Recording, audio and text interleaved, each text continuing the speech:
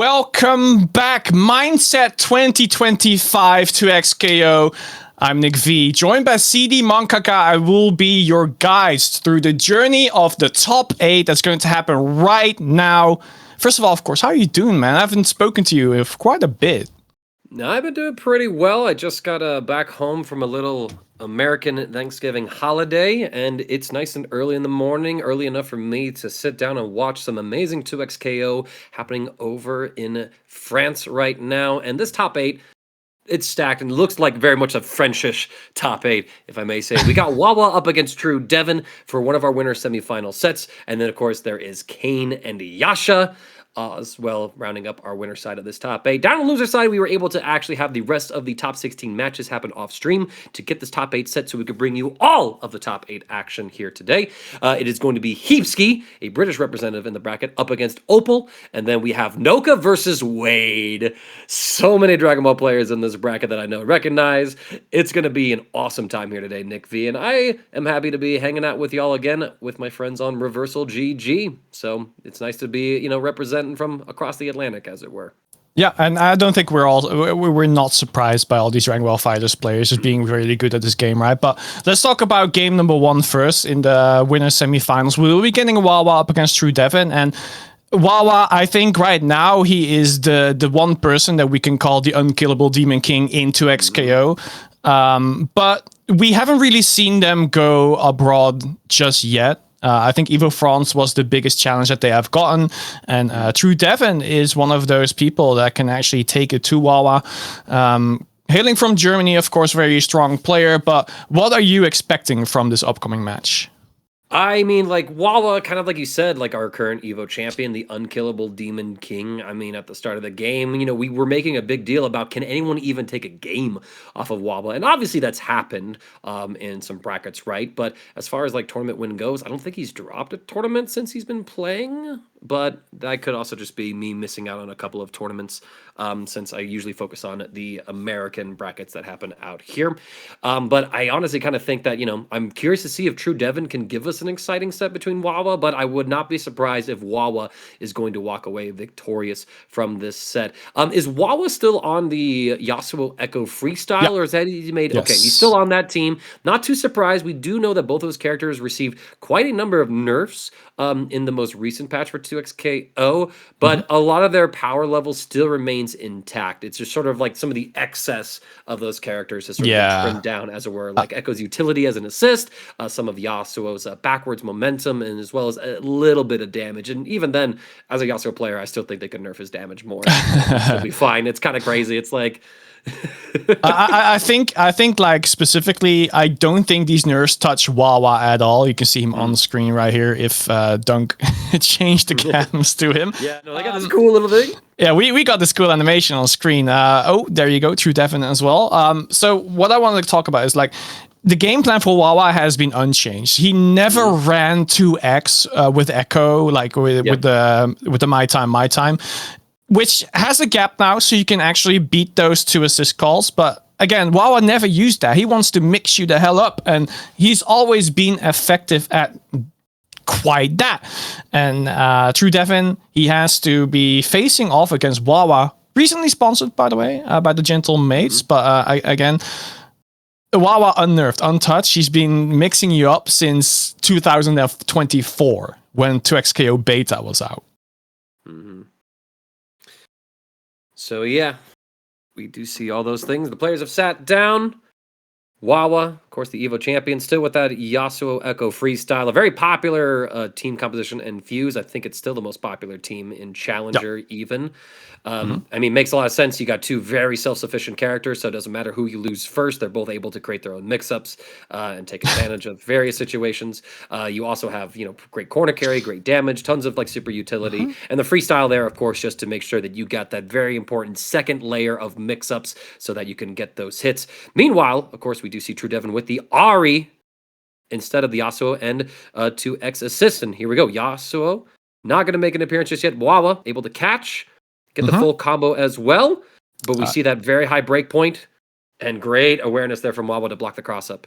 Yeah, I mean, like, once you break high up in the air, there's no real conversion that you can get off of it. Of course, you can't do it during the Mega Time Winder, so just do it as high up as you possibly can so the Echo cannot actually get like a proper combo. Stalking Dart to cover the Oki there with the dash up as well. It's great coverage there. And Ari trying to win out in the air, but Echo is back into the handshake. Getting the overhead, though, with the conversion with the Yasuo assist. Yep, and Wawa more than content to keep the Echo out. After all, we get the burrito set up right here. True Devon tried to contest it in some way, got counter hit by that low 2M, and now True Devon 1v2 with this Ari. Gonna be able to neutralize the projectiles, but gets neutralized by Wawa's down heavy. Tag into Yasuo, get the launch here, and there it is, that freestyle combo synergy as well. I talked about the mix-up, but so is the combo potential as Wawa putting on a showcase here, taking round 1. Yep, skateboarding all over the opponent. Ari was not really able to play. Well, True Devon is not really able to play as we get a straight up conversion. Again, the high break, and then crossing up Yasuo square on the dome, then chases him down after the time winder there. Extended. All right. Yep, get the limit strike, set up the dart again. Wawa this time not going to try to roll out, blocks that same side low, parries the time winder, but still gets caught and grabbed. But Echo not really able to get any more than just that. Needs that level 3 for the OTG. Wawa now going to set up the mix. That's where you see the lockdown. What a chase by Wawa. Good lord. And again, oh, there we go. Pushing back into the corner. No extension. Just wants to go for the chase. Did not really want to convert. Saw that there was a break, so wanted to bait that out. It will be used by Wawa. Assist. Barely not dead. Back time Winder whiffing on it, and now being punished as well. True Devon losing Echo here. All right. But luckily for True Devon, we were able to catch the Yasuo assistant at startup, and thus it's a 1v1. Both sides waiting for their assist cooldowns to come back. We see the super assist coming on through. Oh, still able to block after that whiff 2H. Retreating guard, trying to just create the next opportunity. Jump over the time winder. But excellent navigation there from Wawa, chasing down True Devon's backdashes, gets the limit strike, gets the burrito setup going, and again True Devon caught. Fury, yep. Wawa saw that Fury was up, so definitely wanted to bait it out. And at what moment do you really Fury when Echo can just replay freely whenever he wants? He can just loop that over and over. It will be so difficult to actually get that Fury off there. I mean, yeah, it's going to be that deeper level of tech that Wawa is going to challenge True Devon's awareness and knowledge on. Like you said, I mean, when you have access to that install super, anything can be baited at any given moment. Since, rewind, well, it's in fast mode, all right. True Devon going to get the limit strike here. Set up the Ari. Again, True Devon getting plenty of opportunities here. It's just confirming some of these kills. Wawa going to have to break to keep the Yasuo alive. Sets up the Tornado. Tries to get something with the Steel Tempest. True Devon's going to break just to stop Wawa's momentum. Oh, the crumple! True Devon gets the combo. Yeah, that was like the table football kind of deal with how it was entered in the middle, and then both trying to slap it, but it was Wawa winning out on that one. But True Devon eventually wins out in the neutral, both dashing up to each other. Well, yeah, and Ari just with the superior air momentum got out, and then the Echo just finishes his job here. Well played there by True Devon, just using that very strong keep away game of Ari to bait Wawa in, get the combo, and now Wawa going to have to try and make something happen here with this solo Echo. Both sides sort of just trying to find the next position. Wawa gets another 6M. Throw's going to whiff from True Devon as we try to get the tech. Wawa keeping the pressure alive. All of these 3Ms. I keep calling it 6M. It's the Dragon Ball Fighters player me, but 3M is the actual input. I was like, wait, that's some shades of Fenrich just using 6M over and over. Unblockable. Unblockable, right? I mean, the mental stack can go that high, but True Devon needs to get those reactions on deck. Yeah, you saw that Wawa was actually calling it out, just doing like 3 of them in a row. There's all of them hitting, and then just using the assist from Yasuo to convert that. Okay, the mix up. True Devon finally gets to play a little bit, gets the air grab, and the conversion as well. Gets a round off of Wawa here, trying to make it 1-1. Yeah, but I mean, think how long it took True Devon to actually secure that round over Wawa. I feel like when Wawa gets that momentum, it's over in the blink of an eye. And here we go. Gonna get the combo extensions. Ooh, optimizing even more so. Getting that limit strike. Wawa consistently going for that finisher, regardless of the character, just to make sure that we're able to build up as much resources as possible. And those limit strikes can be very important since Wawa went for that early break and is now going to be trying to rebuild that up. Good high break there from Devon to escape the combo. Gets Wawa to kind of failing the execution here, but not able to get the full confirm. And look at that again. Calling into those tags, using it to slow down the game, see the jump in, get the air throw, but unfortunately not able to secure the kill. Oof. JH kills the Ahri, but Yasuo gets tagged. True Devon drops the combo. And Wawa just picks it up for himself, of course, getting another Oki here. Brito. What a clean chase down again. Gets the conversion off of it as well. Drops the combo though. That could have been the end of True Devon in this round, but for now can still play a little bit down heavy on the assist. Realized that was not the point in character. So didn't go for the optimal punish there. Back time wonder. Catches Yasuo. Can he kill? Probably not, right? No, I don't think so. Not with that Ahri. Even with the Ahri super assist, which was a good call. All right. But now here we go. We're going to set up the high-low situation. The low is going to crack open. After all, when you get those charged heavies, it forces the blocking character into a standing guard position, which all of a sudden opens up Yasuo to go for a gapless high-low mix-up, right? Like J2H for an instant overhead to confirm off of that, or crouching L, and Devon thought it was going to be the high, but Wawa goes for the low, respecting True Devon's awareness. Yeah, and after Windwall, you can do so many subs. You can do a tornado. You can just chill and see if they roll forward. So Wawa just covering all of his options there. See, jumping in. Oh, getting clipped by the echo assist, buffered there. Fun with the breakout. Windwall will stop them Mega Time Wonder, but not the Orb of Deception. It will simply go through, hitting the assist, and now getting the pickup on the echo as well. So Wawa maybe caught out of that. He was thinking that way maybe the Windwall would stop the Orb of Deception. Oki, stock darts, throw once again. OTG actually does hit and should be, if optimized, the end of the echo from Wawa. Let's see, just enough.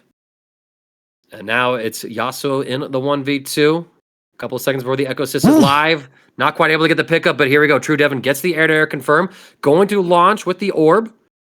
And this is looking really good for True Devon. Limit Strike's going to come through, building up that meter and that break gauge. Oh, and the low as well. Wawa not ready for it. And True Devon actually ties up the set one apiece. That's what we want to see from players like True Devon, right? He was being an absolute demon online, but if he gets to perform like this offline as well, I really like seeing that. Traveling and getting a game off of Wawa. That's impressive. And look at this Wawa immediately switching up the game plan here. We're off the Yasuo and Echo, and instead it's Warwick and Echo now. And it looks like with 2x Fuse even. So Wawa completely shifting his strategy and picking up a new team. And I will say that this is a really strong team composition as well. I generally fight against this back at home with a double down Fuse coming from the player Ify. But Wawa going for that 2x assist instead. Okay. Yeah, I think part of it is because Warwick is pretty good into Ahri, where Warwick can get those full screen punishes with the Super 1. Okay, air dash. Good luck. And the good stagger pressure too, baiting out Wawa's attempt to push block. That's why you saw the assist call come through. We're still blocking, recognizing that Echo's the point character, so Ahri is just attacking from high with those mids. So it's the lows we had to worry about. We jumped the throw, using the wall cling, but even with all that extra movement, True Devon waits it out, got the anti-air, and forced the break. Level 1 comes through, we get the pickup. Not quite able to secure the combo, however. Neither is Wawa. Wow, the airtime one actually punishes the opposing Echo, so now in the block string, Wawa chilling a little bit. True Devon's defense, immaculate. Seeing the switch come through, blocking the low from Echo, gets the throw, and tags into Ahri to get a proper confirm. We set up the corner, Oki, not able to chase that roll. Welcome point, blocking the cross up. Oh, true 2x KO neutral. Backdash, backdash, backdash. Love it. Okay, trading the time wonders. Ahri cannot land quite yet. Wow, with a chase down. Oh, the chase on the jump out. That was so clean from True Devon, recognizing the chicken blocking that Wawa has been consistently going for. So instead of, going for the run-up ground throw, we run up, see the jump, and then chased him down, and we killed the Warwick that Wawa switched to. There's only 37 seconds left in the first round of this game 3. Let's see if True Devon has what it takes to take round number 1 of game number 3. If you can actually win here, it would be quite an upset. But let's see if the projectiles do work out. Ari, for some reason, was turned around on that move. And this should be it. Fury barely not. Yeah, you kind of don't want to spend it anyway. Yeah, right? I mean, you're opting for the pixel comeback, and it's only round 1 of that first game, so you want to keep break alive to say, you know what, I want to start my next round, even in the break resources. Hesky would have. He's done it before. Okay. The air attempt to make sure that Warwick couldn't go for like the wall jump. I like that, jumping with Warwick and then getting back up with that time winder assist. We catch, reset into the overhead. True Devon just not ready for that kind of pickup. And yeah, there you go. This is like that Echo and Warwick synergy where you get multiple time winders in the combo. Side swap as well. So then when we chuck them off the ground, we keep the corner and we get that bloodlust. And I can smell it. Yo, the wolf among us got hands. Let's see what the claws can do though. Banger game, Echo being parried, but yeah, it absolutely is. Okay, again, another hit on this Echo. Echo chip damage level 1. Not really sure what I was looking for. Maybe it was a misinput. Possibly so. Trying to maintain pressure here. Double assist. There it is. Finally, that Rekka cross up that Warwick gets in that bloodlust stance. Should be able to secure the kill. And I mean, again, I stressed this point earlier where when Wawa wins, it goes by so fast. I mean, that was almost a full minute, but compare that to how long that first round that True Devon won took. Night and day difference. And now Wawa, with full break, True Devon just generating his own break. It's all even here in terms of resources, so who is going to take victory here? Oh, the assist from behind catches the Warwick, and we're still holding on to break. After all, you want to be respectful of any sort of bait coming through and save it for a rainy day. Yeah, it wasn't an H-starter anyway, so it wouldn't have killed regardless. Okay, Wawa coming back in with the Warwick assist. Echo was being pushed back, so back in the corner. Hitting hit by the time winner once again. True Devon, staying true to his words. Trying to take down Wawa here, getting the reset. Good parry there, and see that True Devon saw that first parry and said, I'm out, I'm not going to go in to force this, so excellent awareness. The break does come through. We get caught, but the time winder didn't have the time freeze effect. Good block on the overhead. And it's a bit of a scramble as the Echoes are fighting each other. Good defense against the Warwick flips. Push block against the Rekka. Wawa trying to find the next opportunity. The DP comes through. Wawa has the full pickup as well with the Echo. Still is at that life deficit, but this is a big swing for Wawa as we get the burrito Oki. Oh, not just that. He went from left to right to mixing him up. True Devon is down to just as Ari. Again, Wawa, both characters are at half health. He can still bring this back. He can just one-shot both of them as long as that break meter is not active, and it will be soon. True Devon playing this slow, trying to use that Echo time winder assist to create these gaps. You can see that Wawa constantly jumping up, back, and finally gets the next hit. True Devon not quite yet close to that Fury. So Wawa going to be able to get the level 3 here, regenerating that bloodlust. And getting the hard knockdown too. This is scary. Yeah. And the Fury, of course, is active, but if you can get one hit, the charm hits the Warwick. Yeah, trying to break out of that one. It's just soul gets sucked out. Completely dead too without Fury. This is massive. Both sides of Fury. You need the Fury ASAP. I think as Ari here, go for it as soon as you can. Yep, there we go. Making sure you get that HP regen and look at the chip as well. The throw! The break, okay. We needed to be able to break that right there. Wawa tries to go in, not quite caught. Oh, gets sniped again. Wawa taking so many straight hits. True Devon. They trade a massive blow, but it's Wawa getting the chip kill, still keeping the tournament win streak alive and getting himself into winner's final. But True Devon, a true rival in that set. And that was so close as well. Wawa barely getting the chip out against True Devon. It could have gone either way, but of course it was Echo this time getting a tap, making him block, and then go for the Mighty Time and just clean it back up. Wawa going into the grand finals, but again, just someone getting Wawa down to the brink of defeat. That is what we like to see here. Nice and early as well. And of course, if these two run into each other again in the bracket, it would be in that best of 5 set. So that was only first to 2. So definitely one of those shorter sets. But I mean, man, Wawa, if he got sent to losers, this would have been a crazy bracket. But I mean, True Devon showing that Even gods can be dethroned potentially, but we'll have to see how things develop further. An awesome set between these two. And yeah, I mean, some of these trades were absolutely crazy. Wawa just getting the block string right as Devon's Fury ran out, so chip kill became a factor. Just immensely fortunate for arguably the strongest 2xKO player in the world. Certainly the strongest in France, if not all of Europe as well. So yeah, the world, like I said. So yeah, we kind of look back around the world, France, the world, So yeah, I mean, it's just a tale of old time, right? It's always kind of been France against NA in Dragon Ball Fighters, for example. Then Japan just wipes everyone around. But let's not talk about that on this one. By the way, Japan players are picking up 2xKO. I saw that Goichi was tweeting about it. Tachikawa, I've seen him play. Of course, you saw a major Japanese tournament a couple of days ago. Shouts to, for example, Jonesy Dunk commentating that one. That was a sick watch. But again, we also saw there the Dragon Ball Fighters players were at the top. But Dragon Ball Fighters players, we got them on right now. Kane and Yasha. They've played against each other a lot. Both are Vegito enjoyers. And today, they'll be playing on 2xKO.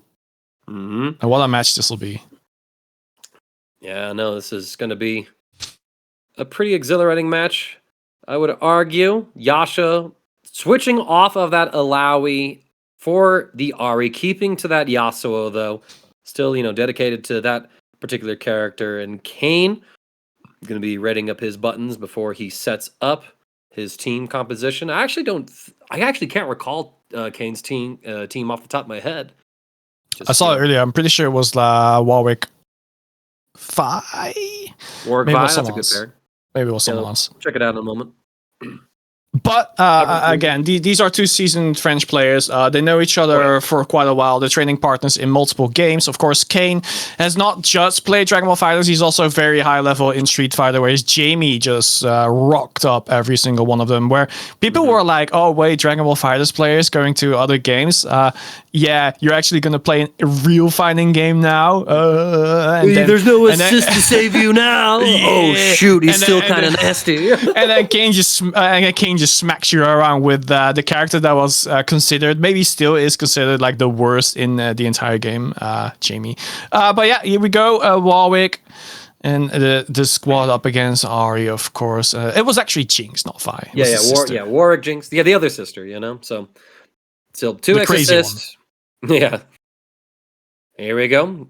Yasha getting the first hit, but drops the combo at the level 1. So gonna set up the Oki, though. Overhead's gonna catch it. Is a happy birthday. But Yasha, that's the second combo drop what we've seen in the span of like 20 or so seconds. So definitely having some sort of issue in terms of execution right now. Kane trying to maintain offense here. And we're looking for the next hit. Yasha gonna be able to get the full combo with that level 2 super. Yeah, Spirit Rush putting him into the corner. And now you already saw the Oki there, but the jump out from Kane was effective. Warwick forcing that breakout. Oh, after you whiffing a button there, I feel like that could have been a punish if Yasha was awake enough.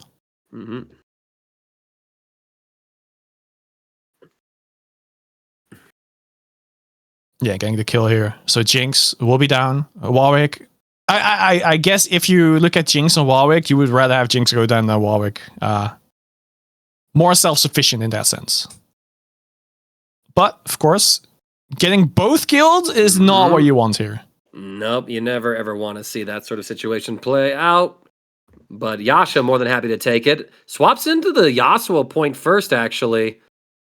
And now is trying to find like the next opportunity as both sides play in the neutral. Kane getting a couple of stray blows, finally stabilizes off of that Jinx confirm. And looks like he's going to be the one to get the initial hit here. Using level 1 here. Swap him down, get the Oki as well. Chase down, actually, and the grab and the parry just both doing absolutely nothing. Eventually, it was Yasha getting the win out of that, going for the limit strike as well. The jump away from the low.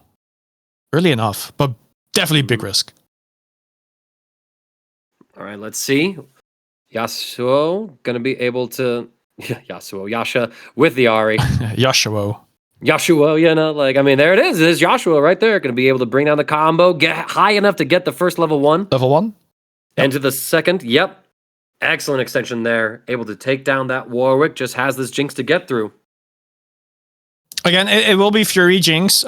Shouts to, I don't know who the person was in the very first 2xKO tournament that we have been seeing. There was a Juggernaut Jinx player there. It was very interesting to see. So let's see what Kane can cook up with that exact character right here.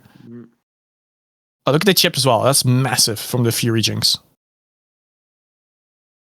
All right, let's see what they can do. Clappy on the screen, getting pushed back by the Ahri, and then getting 5M'd as well. So getting rid of most of the projectiles on the screen. S2 to extend, of course, and that is massive damage. The Fury is not there anymore. There's no chance that you will get that either. JH has a large hitbox, but will you even get the chance to hit that Yasuo? At the very least, make... Oh my days! Going for the parry into the immediate Super 1. And that is Kane being fully awake. All right. Keep things interesting so far. But Yasuo, I said it again. Wow, it's so crazy. Yasha, it just is Yasuo, everybody. Yasuo, able to take that first game. And now we're trying to find our next hit here. Kane trying to disengage. But once again, Yasha going to catch with that standing medium of Yasuo, get the side swap into the limit strike, set up the wins, but Kane not having any of it with the wake up game attack. Arius is going to catch, forcing the happy birthday and the break. Wow, Clappy immediately being dealt with as well by the dash up forward Yasuo 5M, but eventually still get hit here. Jinx in not a great position. Could extend if he really wants to, but doesn't go for it. Stalker Dart stays on screen. Yep.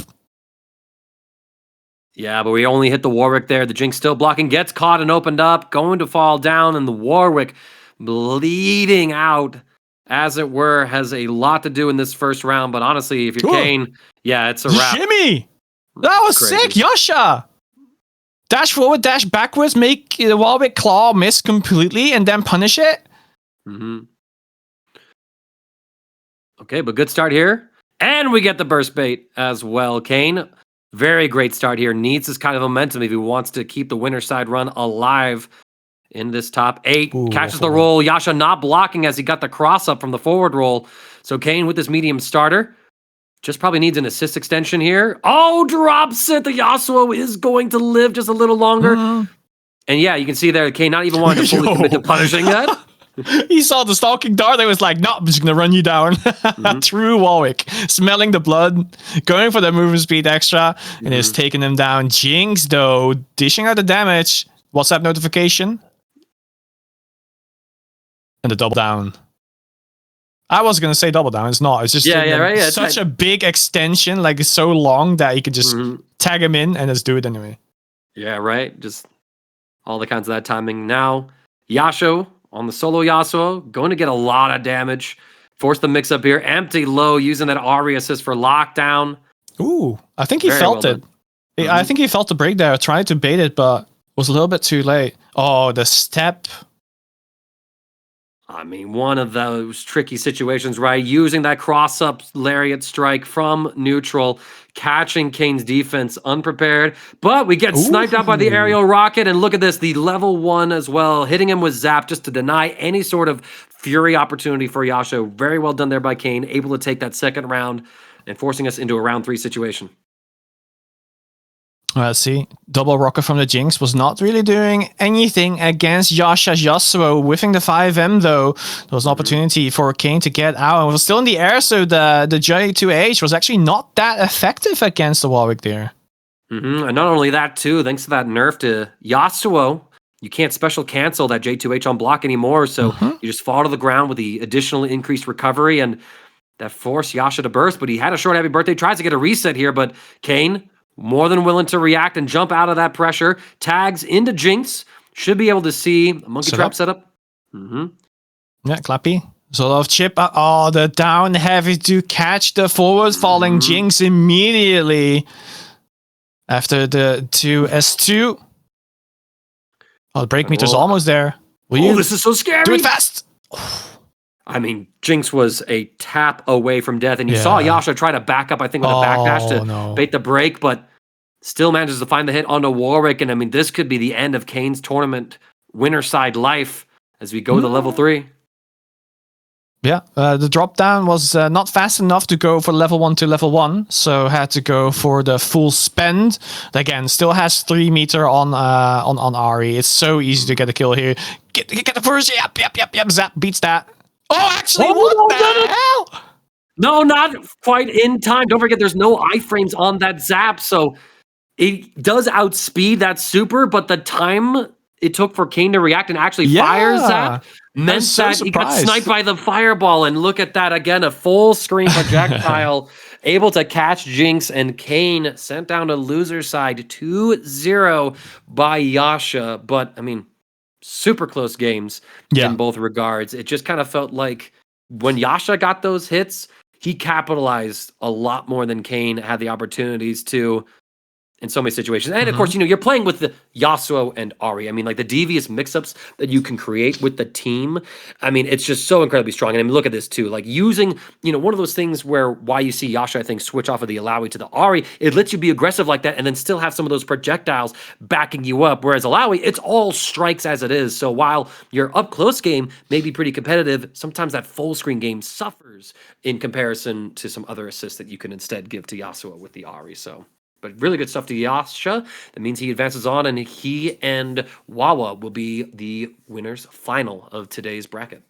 Yeah, and that will be a very interesting match, of course. But let's first look into the lower side of the entire bracket, which we will be seeing Hesky facing off against Opel, and then Noka facing off against Wade. And we need to talk about, of course, Hesky and Opel a little bit. I think Opel's victory was happening off screen, so I can't really talk to you too much about him. But Hesky has been a very avid Ari player from the very beginning.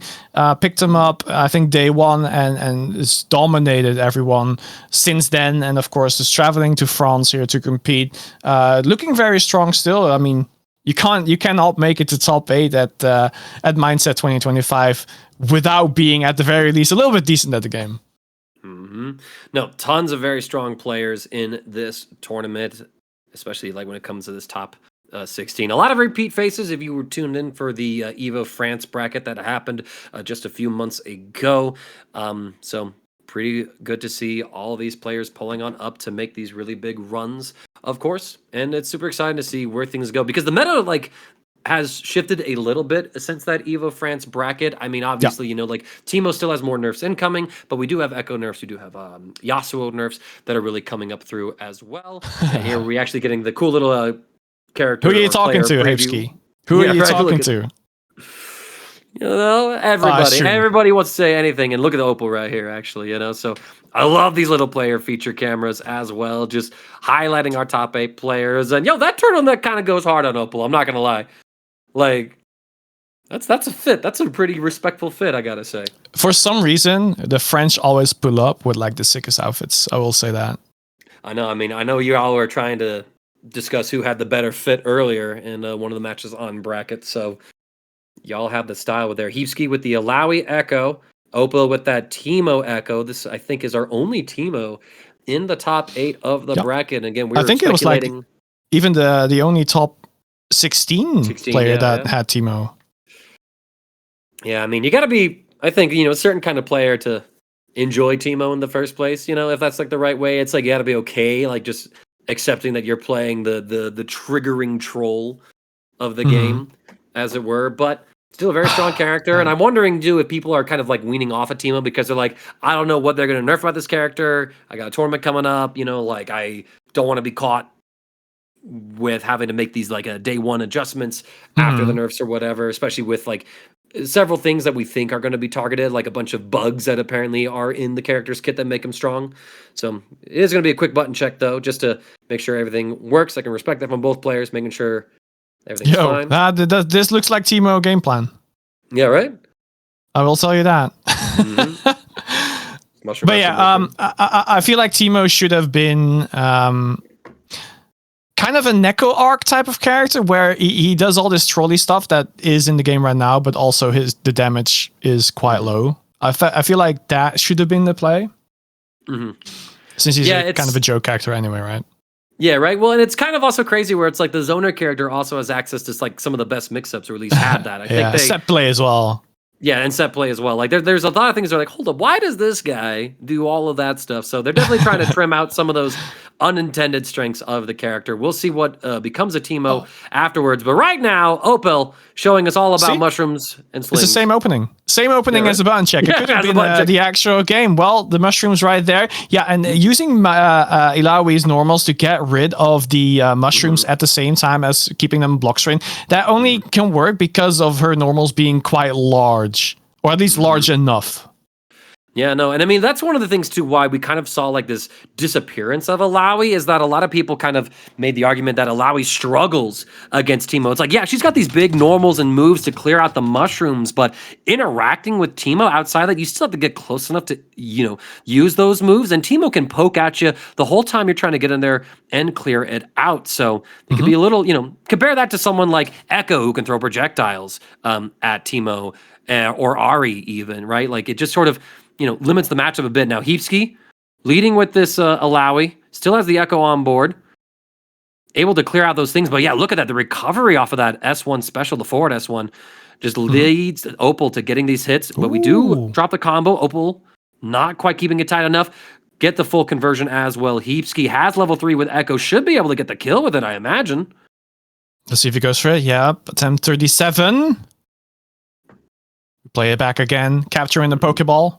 Oh, never mind. It's actually bullets. GG. Teemo was a Pokeball. Yeah, Echo would throw a bullet ball at him. I don't want to catch you. I want you dead. Hell yeah. Boom.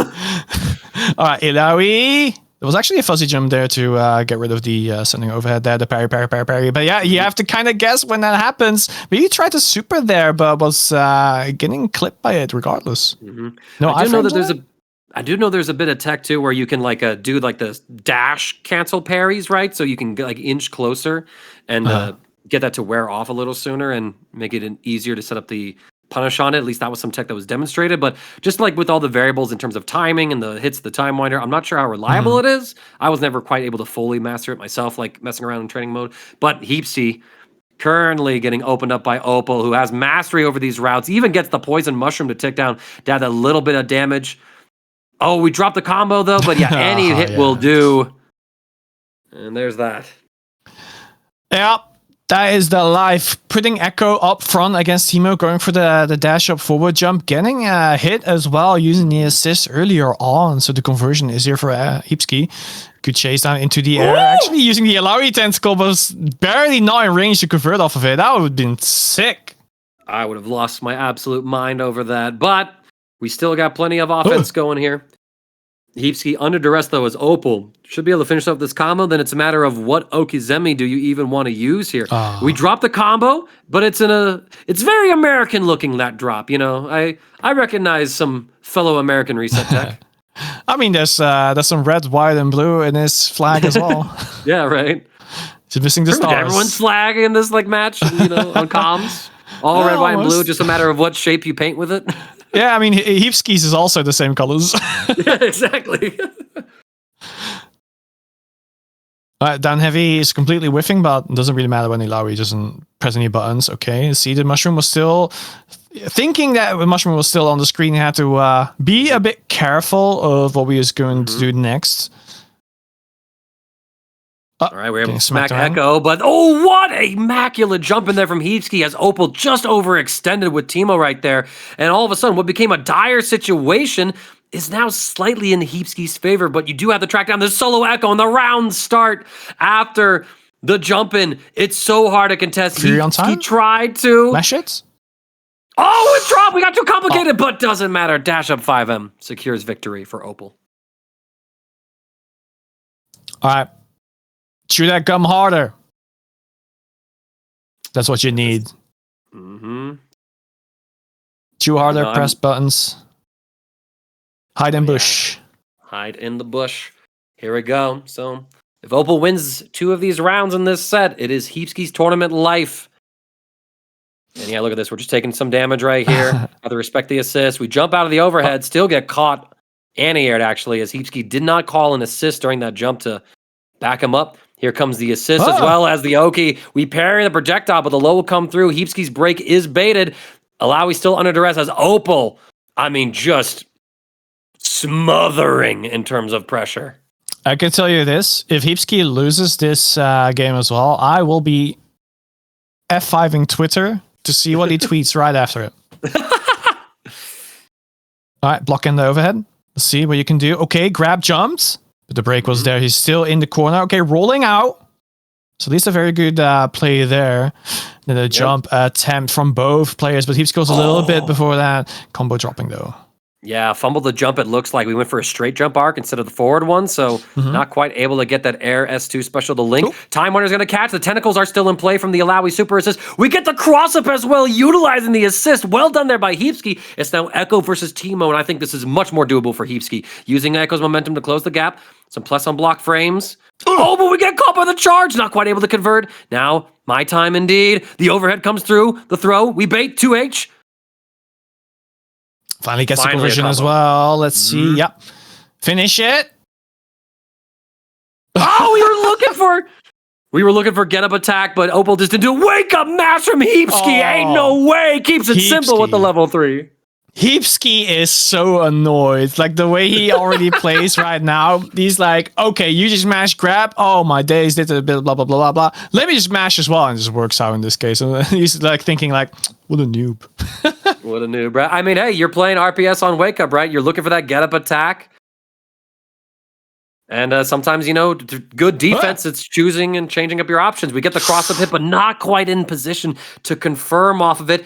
The assists are coming through. Hesky's still able to disengage completely. And there you go. That allows us. And look at that. Hesky's still aware of the slingshot rock coming through. So even though we got the hit with the Alawi assist, we still had to block and wait it out. And because of that, Opel actually able to get the next hit and the knockdown. Get up attack, get off of me to call out the burrito setup. Breaking as well. That was a great move from Ilawi as well, but being pushed into the corner was no conversion off of it. Assist, did get a hit, and yeah, Ilawi is just so good at dealing with the Teemo shrooms as well. Setting up, tentacle, break, used, still back to neutral, Mega Time Winder going over. Wait, why was he not hit? What the hell?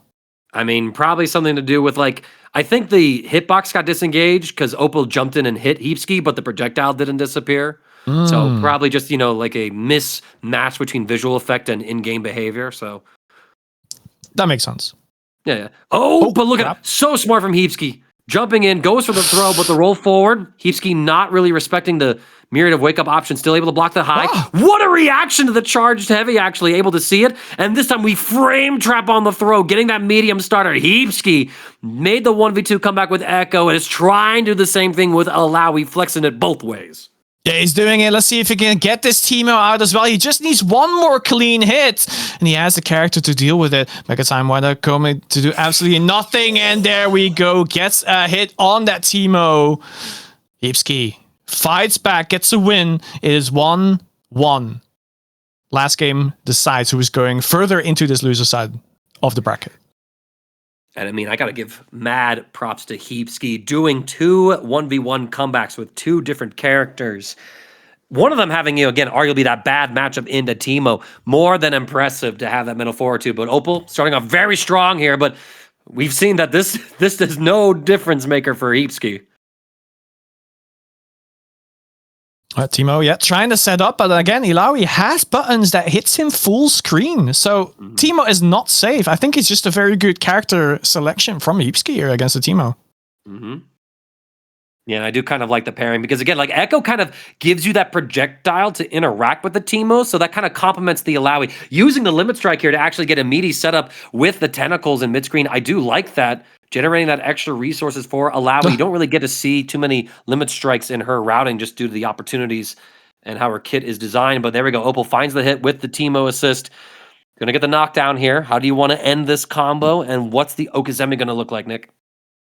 Yeah, it's okay. I wasn't going to say the tag into the shroom setup, but I was going to go say okay, go for a burrito Oki, but it works out anyway. Oh, what was out from Teemo to absorb that Time Winder? Did he shoot a slingshot? I think that was the case, but well-timed on that break. He the second one used this round. There we go, full screen trying to interact. Opel just backing up, creating some more space. We tag into the Alawi. Oh, and our 2M not quite reaching the Teemo, but Opel's confirm also not quite reaching. And we're trying to time our low special twos to catch Teemo's landing, but still mistimed it. Opel going to be able to get the extension here, and I think this Alawi is still a little longer for this world.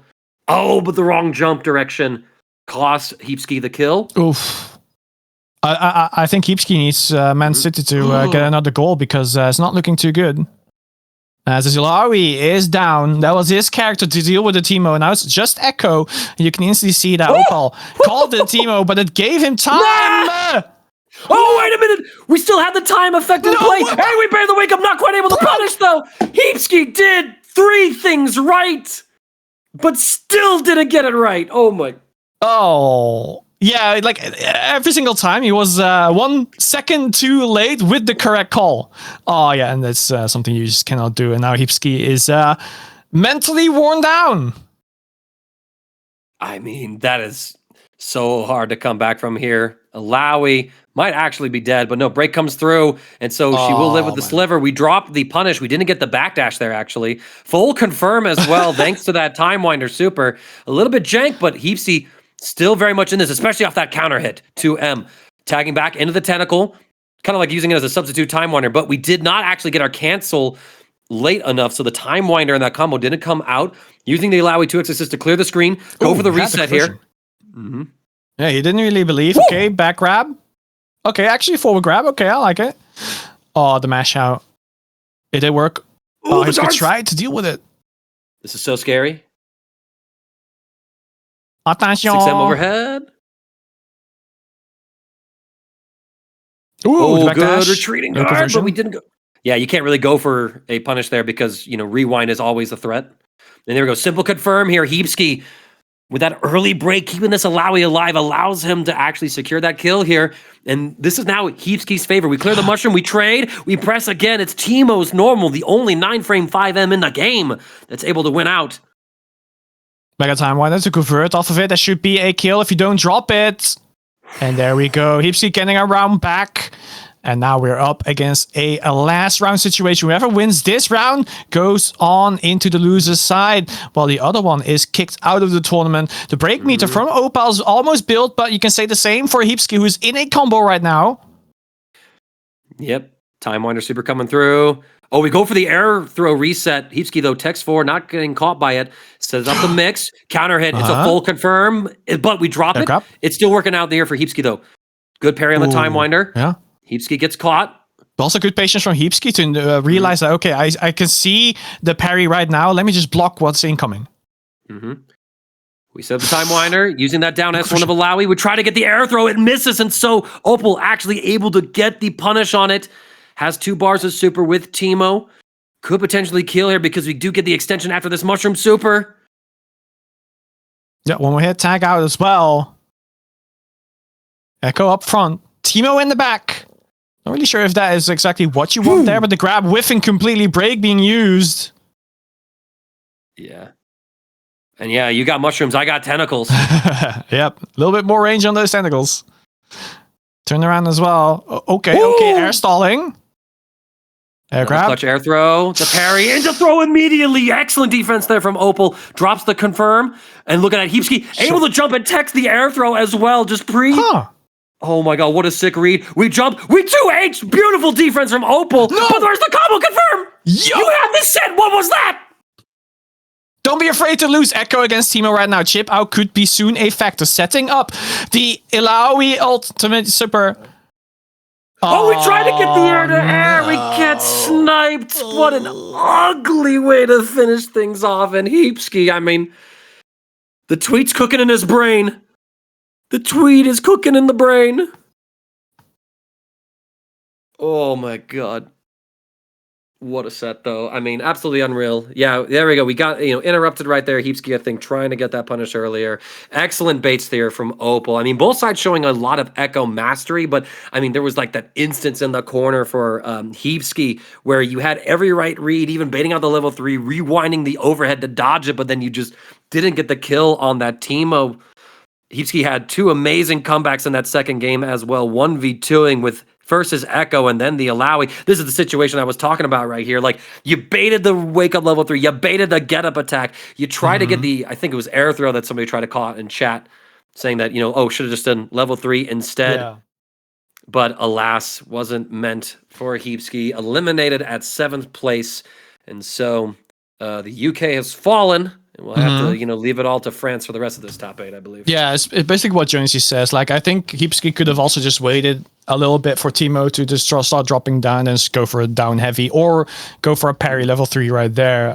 But fortunately, I think because you're such like you're in that game state and it's so close, you're almost there to win it. But if you lose, then you're out of the tournament. So the stakes are so high where you just want to keep playing fast. You want to end it there. You see the opportunity, and then the Timo bullet just hits you square in the face, and it's just suddenly GG. Like in those situations, so tense, where you can take the time, but in your head you cannot take it because it's so tense. You just see the mistakes being they're just being made there. And not to mention too that the life total for Hesky was so low in that instance. It's scary to even block some of those darts because chip kill was a factor in that situation. So again, that's why you saw that very aggressive, I need to solve this situation right now instead of wait out for that opportunity. But still, an awesome game, an awesome set, and now we're moving on to our first. The free run. All right, hold up. That is so peak. That is such a tight shirt. But, pulling on up. Look at him. It's Wade. Oh, flex the swag. My God. France, y'all just cook with the fits. I love it so much. And yeah, we're going to be advancing on to the final losers round 1 of top 8 here. Noka versus Wade, a Dragon Ball Classic happening yet again. Reborn in 2XKO. It's like when Majin Buu was reincarnated as Oob. That's what 2XKO is for the Dragon Ball community. I mean, Noka is the biggest Oop fan in the world, so. And so it's his time. I love it. Yeah. I mean, he got this Vi, he got this Echo. I think that's just his characters, right? Specifically the Vi. I think, again, he's been playing Vi since the very start, and I doubt he'll ever drop that character. Unless Truedevin is suddenly put into the game, I think that's when he will drop the Vi. I would mess with Truedevin high key. Truedevin, Lucian, Thresh. Oh my God, like Fiora, Aatrox. Those are a few characters I'm on the lookout for 2XKO.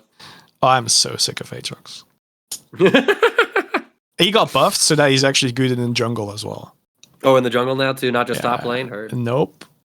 Yeah, I played like the OG version of Aatrox before that rework and stuff. I still have not. Oh yeah, I never really figured out that rework. I never. The OG Aatrox back in the game is just a new champion. It's called Zahen. So.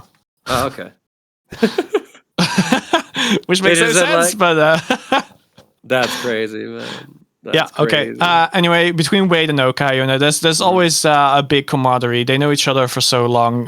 In Dragon Ball FighterZ, for example, I think Wade usually has the upper hand against Noka in that game, but in 2XKO, it can go either way. No, that's kind of like the exciting prospect too, right? Like you're seeing like so many familiar faces in a new context. So it kind of like redefines the established power dynamics between like the head-to-head matchups for the players. So what was Solve the Dragon Ball Fighters is now, open for interpretation in 2XKO, and Noka putting Wade into the corner, keeping this offense going, charging up these Echo Rewinds. But the Vi assist actually coming on through. But I think Noka was recovering from that hit stun, so not able to actually get the pickup right here. Both sides using the arcane skin. It's going to be the light purple for Wade. Looking for get up attack or break even there, I think. Okay, Vi being clipped there, so no usage of that assist at all. The jump in was a hit, but no conversion off of it. They barely did not have the range to convert. Timewinder being slid through. Now Warwick in the front, dealing with the assist as well. You can see both of these players is respecting each other quite well, and then trying to let the assist do all the work. I mean, that's a huge defining part of 2XKO neutral, and then Noka slid a little too close. So now the offense comes through. It's a happy birthday, so we do see the break come through, but Echo just still doing his thing. Just rewinding in air. Wade gets the next follow-up hit onto Noka. Has 3 bars of super on this Echo. It's going to opt to go for several level 1s. Or just a singular one actually is enough to get the kill. Well routed by Wade. Yeah, and Echo almost dead as well. Look at that. Only one more touch. Should be dealing with him, but Hitting the assist on the level 1, yeah, that was an instant punish as well. When you use that timeline like that, you're so prone to being punished, specifically when Warwick is so close to the wall. It's just an instant punish. Yeah, so again, those matchup things. Nice parry there against the assist call. And again, it's a full screen shockwave now against any physical strike, so it's going to disrupt Noka's point character and their activity. But look at that Wade summoning that echo assist underneath it. Going to get the combo as well in the corner. Limit strike. Not enough meter to go for any kind of burrito OS, but we still catch Noka with the low.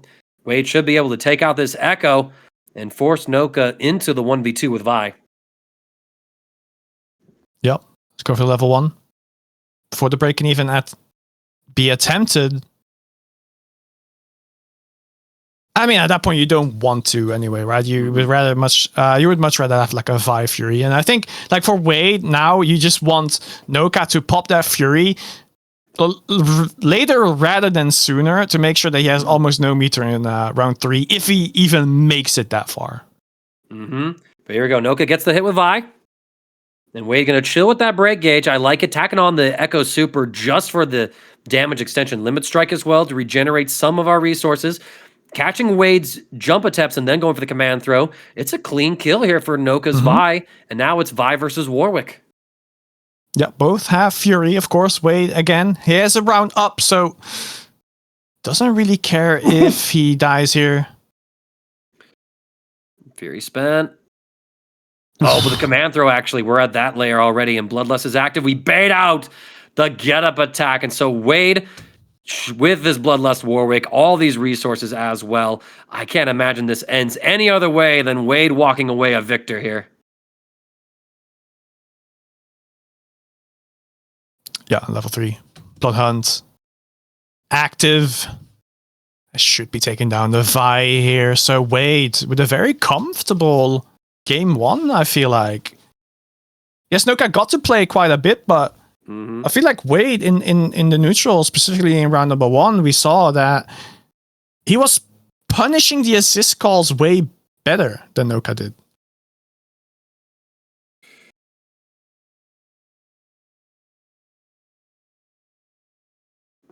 All right.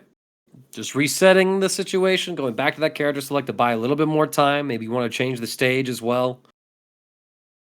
Noka fiddling with his phone real quick. Looks like he has an earbud in his ear underneath the headset, so might have some music on underneath the game audio, something like that. Wade just bobbing his head, feeling the rhythm. And now we are set up for game number 2. Tournament life on the line for Noka. Wade. It's going to cancel into super, but look at that Noka with the parry, anticipating it. It's going to get the punish here. However, it is scaled, as opposed to the unscaled starter that Wade would have received had he not burnt that super bar. Sandwich between these two. Noka going to get the launch and extend the combo here. Wade still holding on to break. Oh, what an anti-air. We were so ready for it. And now Wade switches into this Echo. Under this vibe pressure, tick throw comes through.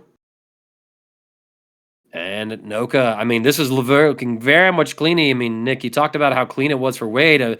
Noka, suddenly the one playing incredibly clean here. I mean, that's what I want, right? I want competitive gaming, but the parry on the level 3. Actually, no conversion off of it, but maybe you could argue that he dropped it because the damage was going to be pretty low anyway at that moment. Yeah, trying to fall breaker again, but the time when it just wins out there, and then Warwick bypasses neutral because of it. And going for a reset overhead as well. That could spell death. But not if you end it like that. No, a little too soon. We don't have the double down fuse to just simply tack on a super cancel. Excellent jump with the cross-up attempt, but the time winder is still there to sandwich you. And so now Wade gets the Okizeme, sets up his own mix pressure here. The defense going to last so long, and oh my god. I hope y'all remember the name of the video game that we're playing, because I think Wade's about to spell it out for us. Yeah, let's see it. There it is. Oh, title drop! Title drop, everybody! Title drop! Cut to credits! That's the end of the movie. Oh, Echo getting clipped again by the time winder, but the 2X. Got another time winder in the back. Oh, I push them into the corner. Noka, charge up, vault breaker. You have to respect that.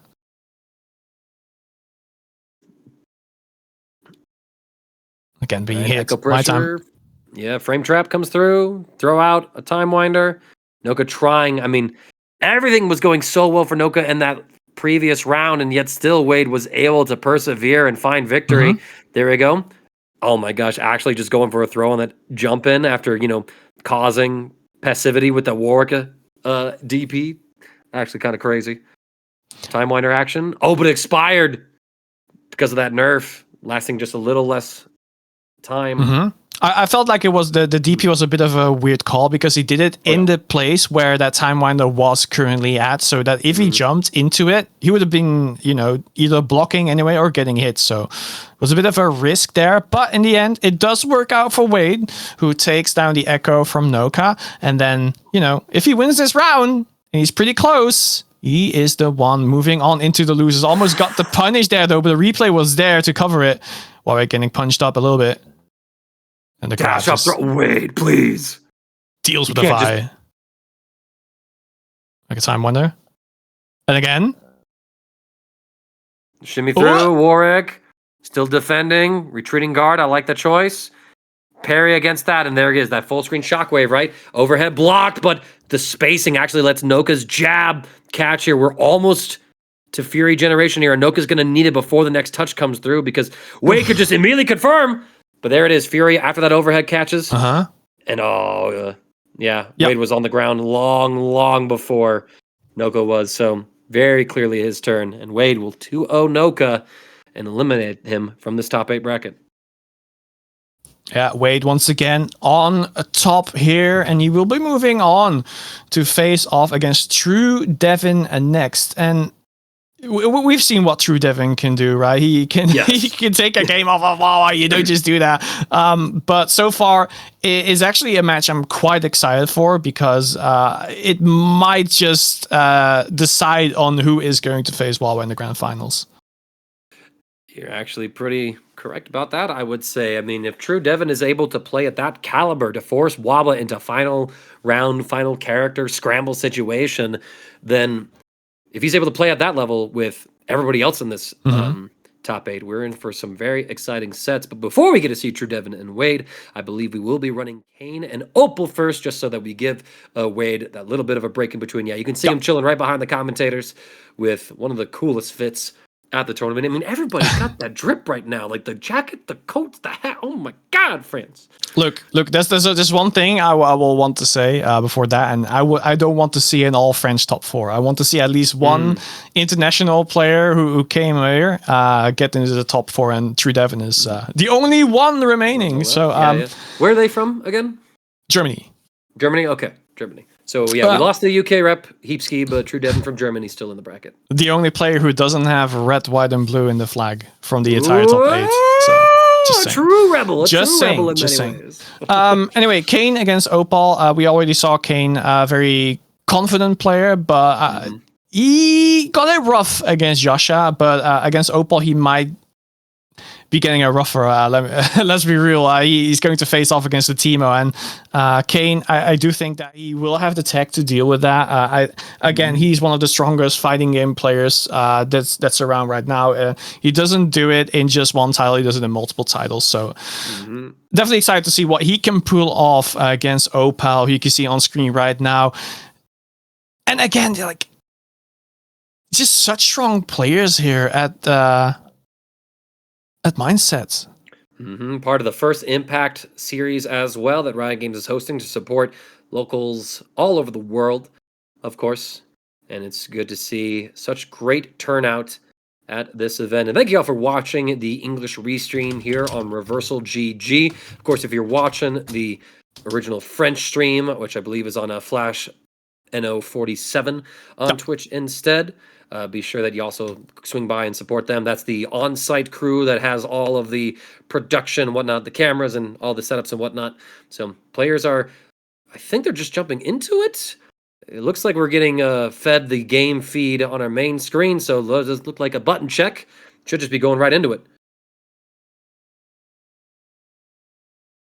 And again, you can see the screen being filled with mushrooms. You cannot really approach it, but again, Jinx doesn't have to. And Warwick has tools to bypass them, but it's not the best, right? Because the tools that bypass it are pretty punishable by Teemo. Okay, a little bit of a sandwich here. The Echo Assist went after Jinx at first. Run-up throw, going to work for Opel. Good block on the cross-ups. Time Winder just to reset back to neutral. Overhead blocked. And in fact, that was, I think, a missed opportunity for Kane to punish that overhead. It is -6 on block, and Echo has that 6-frame jab, so you actually are able to punish it. But, oh, look at that anti-air from Kane. Very, very clean here.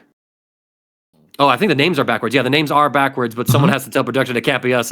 Opel is the player 1 player with the Teemo. Kane is the player 2 player with the Jinx and Warwick. Yo, hide on bush, Faker, you here? Imagine Teemo just pulls out Faker. Oh, no, it's GG immediately. Okay, hits both of the players, but tech forward in the air from Teemo does close the gap. Then messes up a little bit in the corner, so Jinx gets to go for a kill here, straight up. Pew, pew, boom, pa-choo, bang, bang. All right. Opel down to Echo, and well, I think Echo's going down too now. Chester. The Dazzle capture card feed is crazy. All right. Yeah, that brings me back to like Xbox days, bro. Speaking of console release soon. Yeah, console release soon. Trademark. I hope it's like before Frosty Fastings. But we'll have to see what will come of the console release. Too late on the activation of that super there, so the DP wake up just straight up beat it. Could not go for the Burrito Oki there. All right, Opel now going to get the combo. The names have been corrected by the French production. So whoever was over in the other stream, hooting and hollering, thank you for doing that. Merci beaucoup. And now, Teemo extensions here. Look at the damage here. I mean, this is almost a TOD.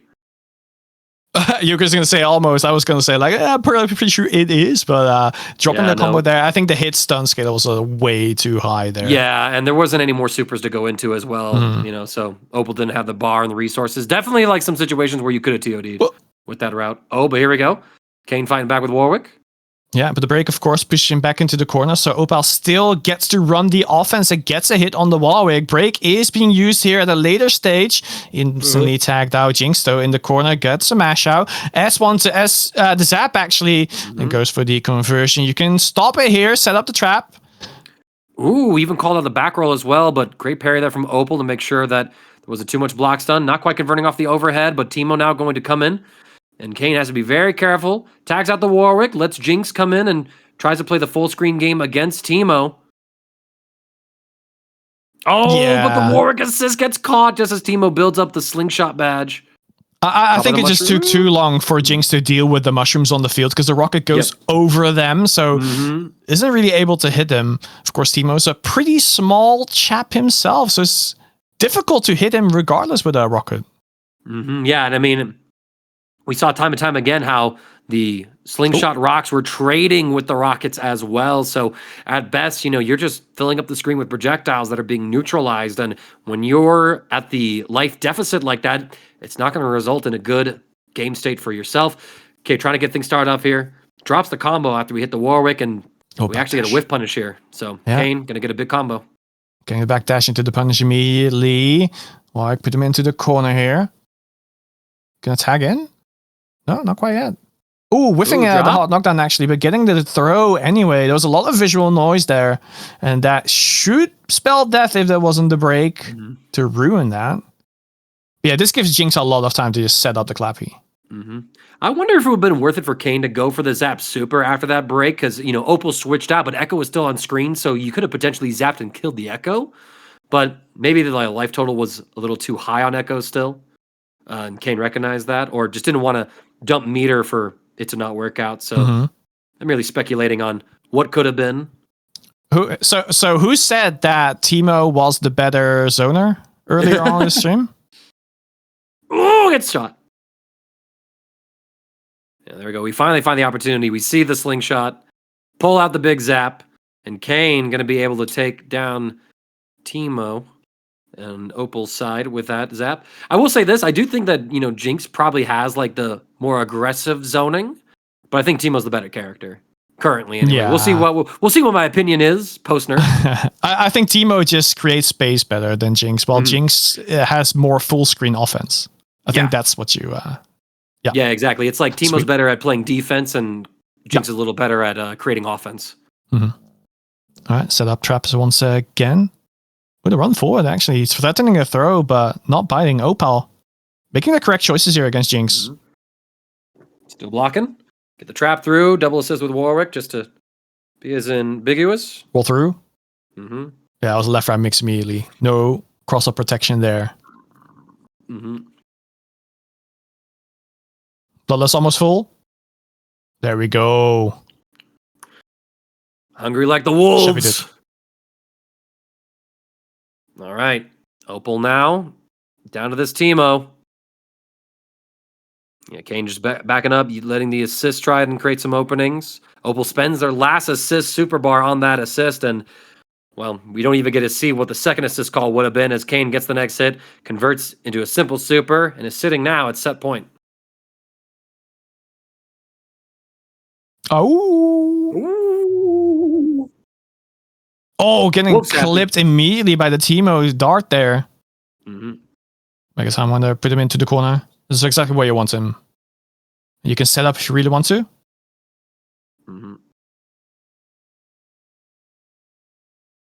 Yoink. Yoinkus. Oh my. Why, bro? Why is Teemo a character? Okay.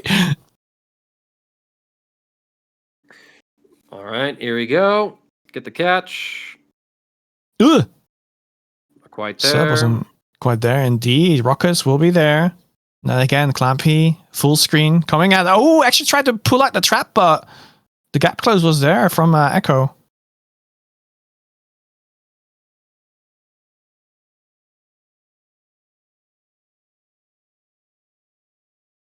What does he say in French? Take the break. Okay, just Warwick. Oh, instantly gets hit. Oof. Opel, one more round, and he will bring it back 1-1 against Kane. Of course, if Kane wins this round, he will just go through in the loser sides of this bracket. Is it for top 4? I think it is. Yeah, this is again in the top 4. So winner of this would advance to loser semifinal to play the winner of the next set between True Devon and Wade. And right now, Opel trying to keep his tournament run alive. A good retreating guard there. Jumping back in. Block on the overhead as well, despite the darts coming up. And what a whiff punish as well with that Warwick 5M. We're going to put Opel into this corner. We got Jinx assist in the back to extend the combo as well. See it once, see it twice. And now Bloodlust. Cross up immediately. I can spend the super here as well. Wanted to kill. And that should be it for this Echo. Again, Opal, this is potentially your last character. You need to clutch a win here. That's going to be very difficult. Getting a medal.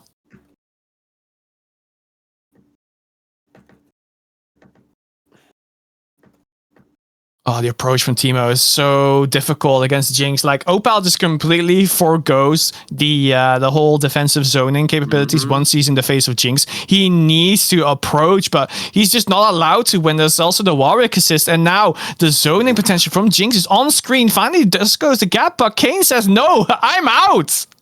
Yeah, right. Just recreating that opportunity. And Opal is going to take the short combo onto the assist Warwick just to get a little bit of damage for some potential opportunities. Opened up. Several parries, but then you did one too many. Don't forget, a core buff for Jinx was being able to vary how many Gatling gun shots she actually does. And, of course, also being able to cancel into rocket at any given point. So you're playing a very dangerous guessing game there. And Opal, well, you just guessed your way out of the tournament. Yeah, and with that, we are going to find out in the next game, of course, who's going to go into the top 4 as well, True Devon or Wade. But yeah, you saw it right here, right? Sometimes when you start mashing the parry on a multi-hitting special, You might, when you don't know how many times it really takes to get rid of it, you might just press one too many, and that just opens up you for you to be punished immediately. And that's exactly what happened there. At that moment, sometimes just let go early on. Just get a couple of parries and then just stop straight through. Even if you have to block, at least you won't die. But if you do one too many, it's just GG, right? So, Well, but yeah, again, it was a high stakes moment. That's when you start making the biggest mistakes, right? And Opel, I'm sure he'll be back stronger after this tournament. Well, he might be back stronger. I don't know if Timo will be back stronger. It just depends on how devious and damaging the nerfs that are coming to him are. And speaking of that, that's our last Timo in this top 8, eliminated out at 5th place. So we're not going to see any more of Yordle action. Instead, it's going to be some taller characters populating the screen. And of course, we going over to True Devon and to Wade. This should be an exhilarating set. Again, we've seen both these players play incredibly well. Wade able to 2-0 Noka, despite Noka getting some early leads earlier on in their sets. And of course, True Devon having a very close set with Wawa that came down to the wire, just not able to clutch it out. So we will have to see. There's True Devon himself, the last non-French competitor in the bracket. I can tell you one thing. Wade wins the drip war here easily. Oh, yeah, no, he does. Quite easily as well. Loki, True Devon has the melty butt fit. Almost Oko. It's just you need to inverse the color of the shirt, and then you got exactly that. But the biggest question is, well, actually, that color of the jacket, that's true. That actually looks way better than what was on the cam just now. Yeah, right? It's like, why didn't he have the jacket on for the fit check? Hold on, like he's stripped down? Hold up. Oh, wait, is he wearing Wade's coat? No, he's not. No, he doesn't have the prints. because Wade's coat has like the emblems up front, right? Yeah. So, yeah, that's crazy. Wade jacketed down and True Devon, jacketed up. Jacked up? You will. Yeah, he's jacked, bro. Yeah, straight as muscles. But yeah, so between these two players, I don't think I'm pretty sure I've not really seen them face off against each other before. They probably have, I just haven't seen it, is what I'm trying to say. But I'm very excited to see what these two players are going to pull off against each other. They both have pretty different backgrounds, and they're going to bring it into this this mismatch of a fighting game where the game really borrows mechanics from a lot of different games. And it means that melting pot. Yeah, like every player that is on your screen will bring their own strengths with them from those games. Yes, indeed. Of course, you mentioned about these two have played head to head before. I'm constantly up in FG Combo's Twitter DMs saying, get me 2xKO data. Give me 2xKO data. He needs more, apparently, to actually get us some head-to-head player data and to get us the opportunity to look up any sort of head-to-head matchup, see when they played, how often they've played, what the head-to-head count is, all that stuff. They do have footage or information for like Street Fighter 6, Dragon Ball Fighters, Tekken 8, I believe, Skullgirls, and I think they're adding Grand Blue and Guilty Gear Strive. They're working on those right now. So hopefully, so check out that website. There's tons of site resources like that out there. FG Combo's been one of my favorites. They just finally released their new updated version of the site, and hopefully I can get them to add 2xKO in due time, because it would be so cool to be able to, at a moment's notice, look up the history of players and stuff like that. I'm always fascinated with head-to-heads like that. It just helps you understand the story between the two players even more so. Anyways, True Devon locking in the Ari Echo, Wade with the Warwick Echo. In fact, I think, does everybody... Okay, no. The only person not playing Echo on their team that's still left in the bracket, I think, is Yasha, because it's Ari Yasuo. But, Wawa's got Yasuo or Warwick Echo, which we saw that switch. True Devon's got the Ari Echo. Wade has Echo Warwick, so 3 out of 5 Echoes.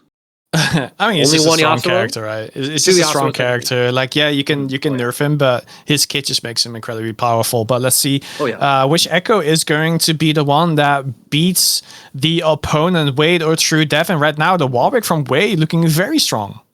There we go. We get the throw, able to convert off of it as well, since we had the assist tag ready. We've been seeing a lot of usage of that particular tech as well throughout this top 8. True Devon's Ari point able to block things out. The bust out with the DP from Wade able to reach all the way up into the sky. Ooh, With the parry whiff. stagger pressure as well. Yeah, the parry was completely whiffed, so there was an easy punish there for Wade and True Devon. Look at how almost dead his assist is right now. Echo being punished, instantly taken out. Ari is going to follow up. Level 1 here. It's actually not going to kill quite yet, but it does give him Oki. Just a chase down necessary. What a mash, catching the cross up. True Devon just making the right call at the right timing to keep this round alive at least. And this will be nice for True Devon because you could put some pressure onto Wade to potentially break, but more importantly, you're regenerating your own break at Fury Edge. Yeah. Wake up with the cross up, Wade, please.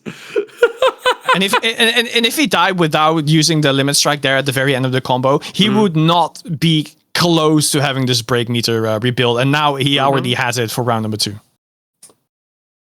All right, the throw again here coming through for Wade.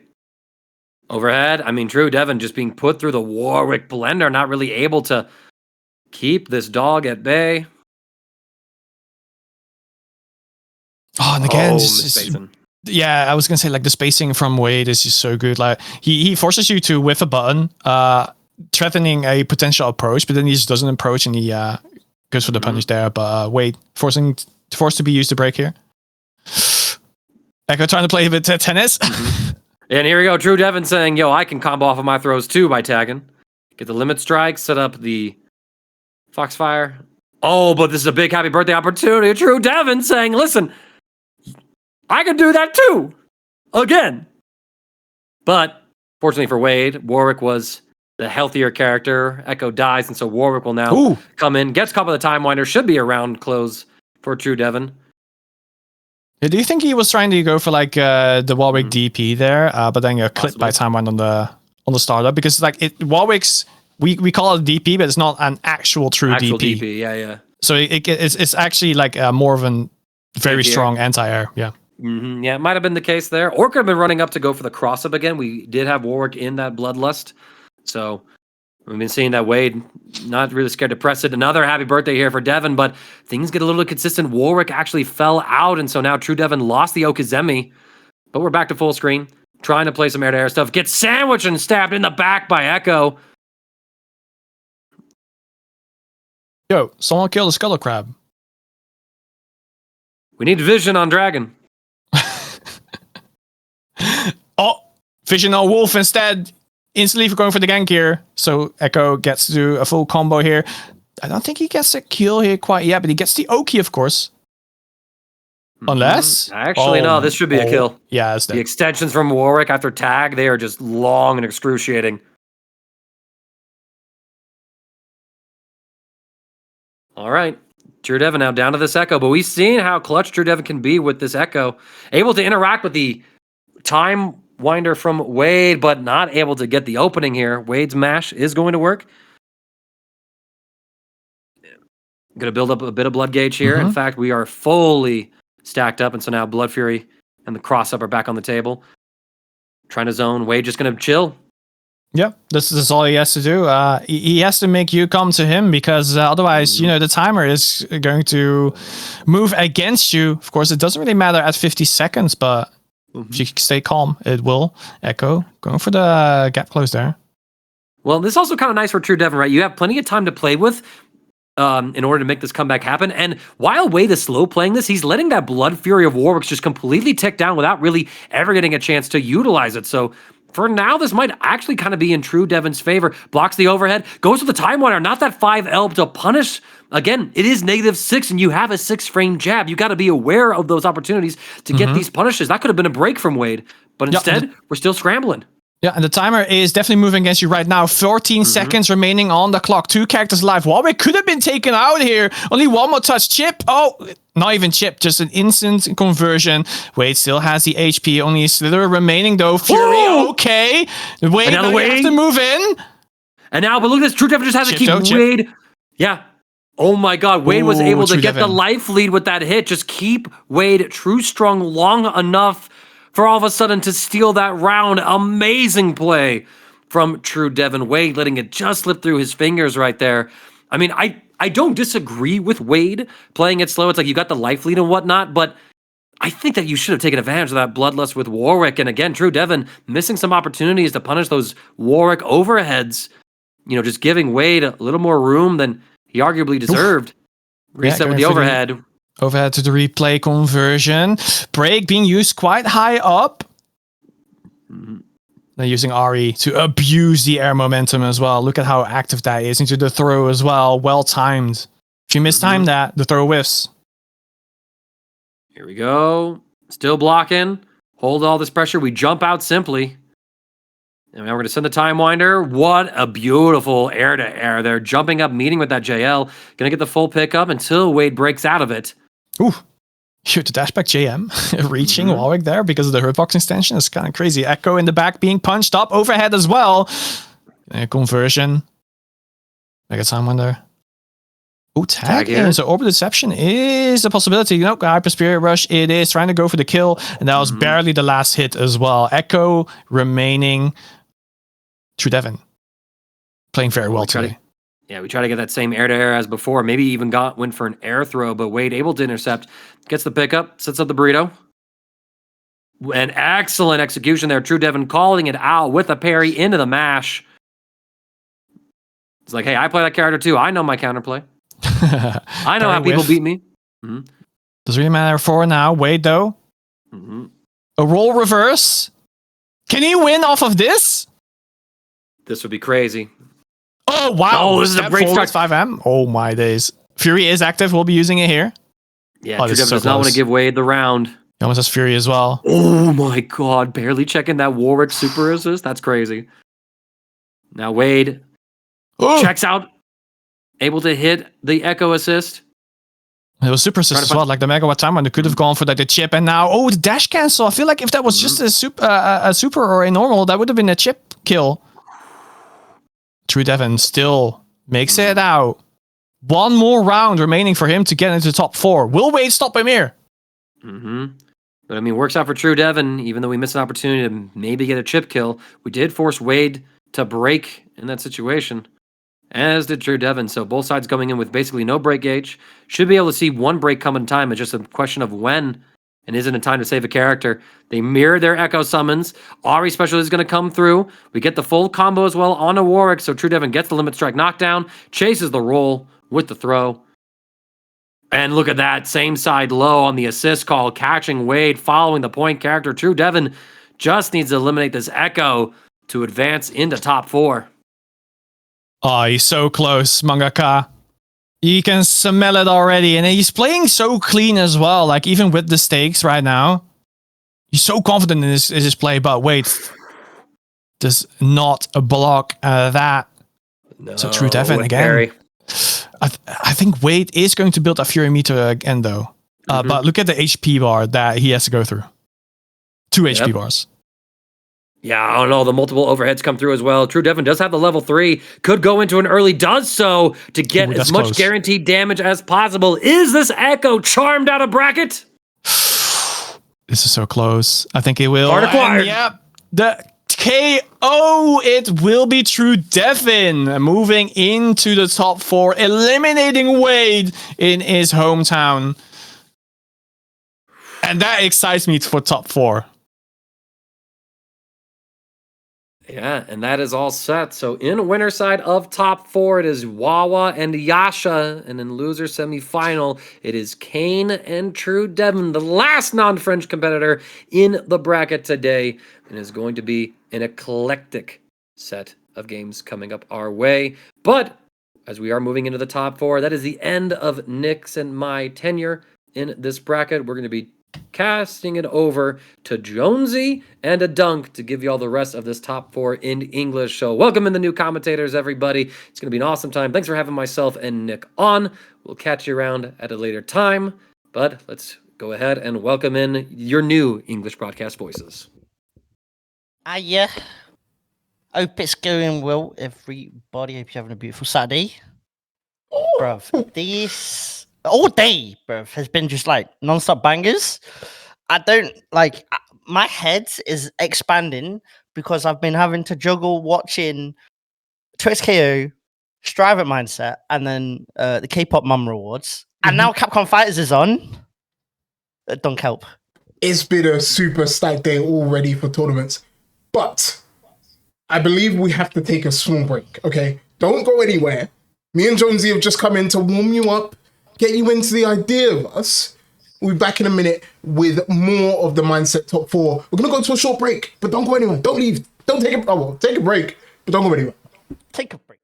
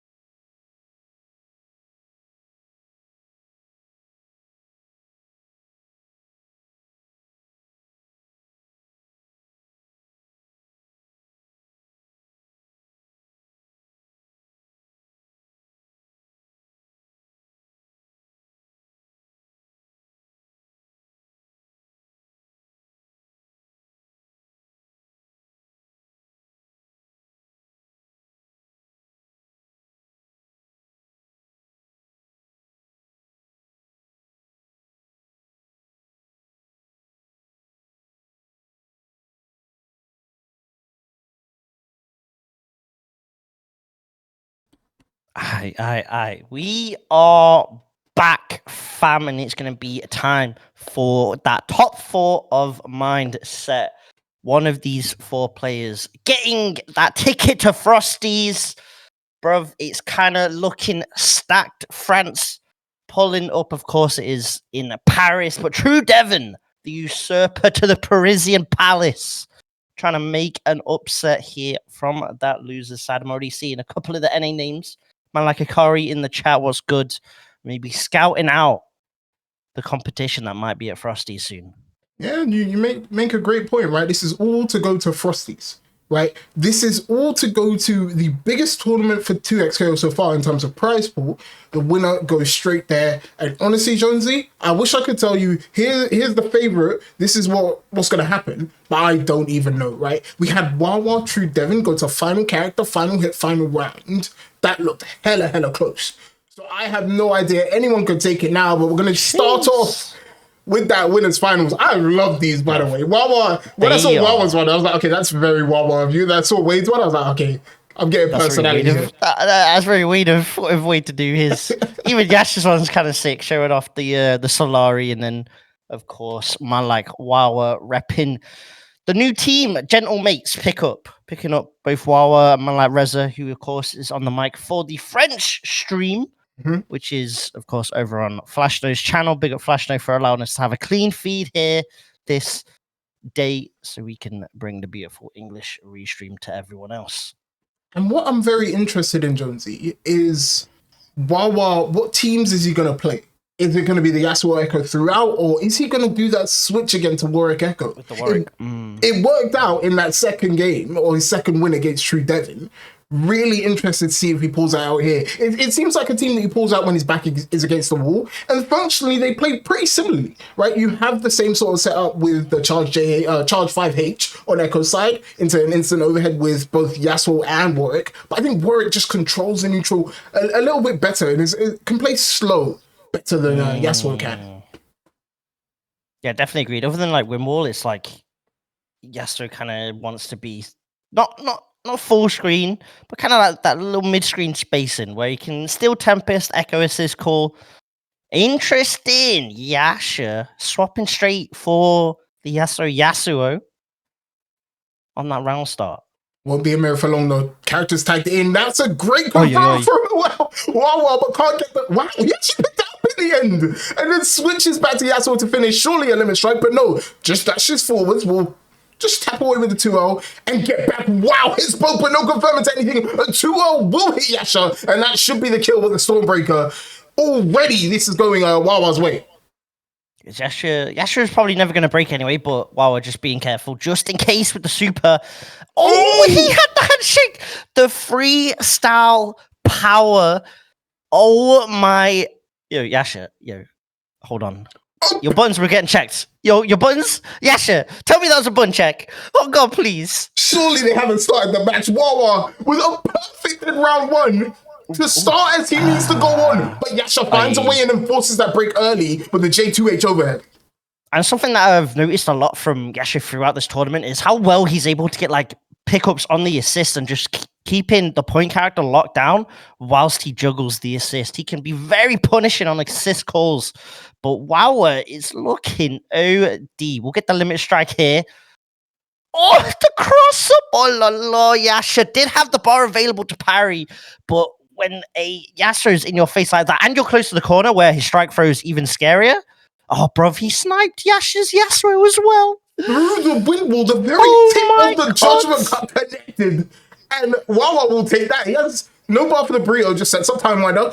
Oh, crispy overhead there with the J2H, but finds a throw, and that should be it for the first game. Straight into the Stormbreaker. Wawa with a statement game 1. Here to start our winners finals off here at Mindset. Yeah, you need that H2O ASAP. Yes. Sip the water, fam, because oh my God, Wawa is not messing about. You know what? When the Americans say y'all need Wawa, hands up.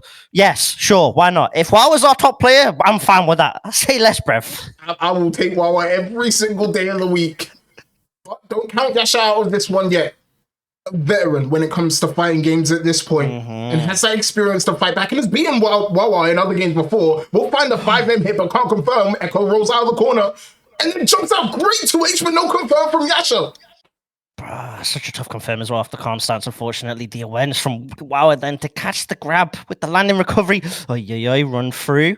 I'm surprised we didn't see an air throw there from anyone. Both sort of kissed each other in the air.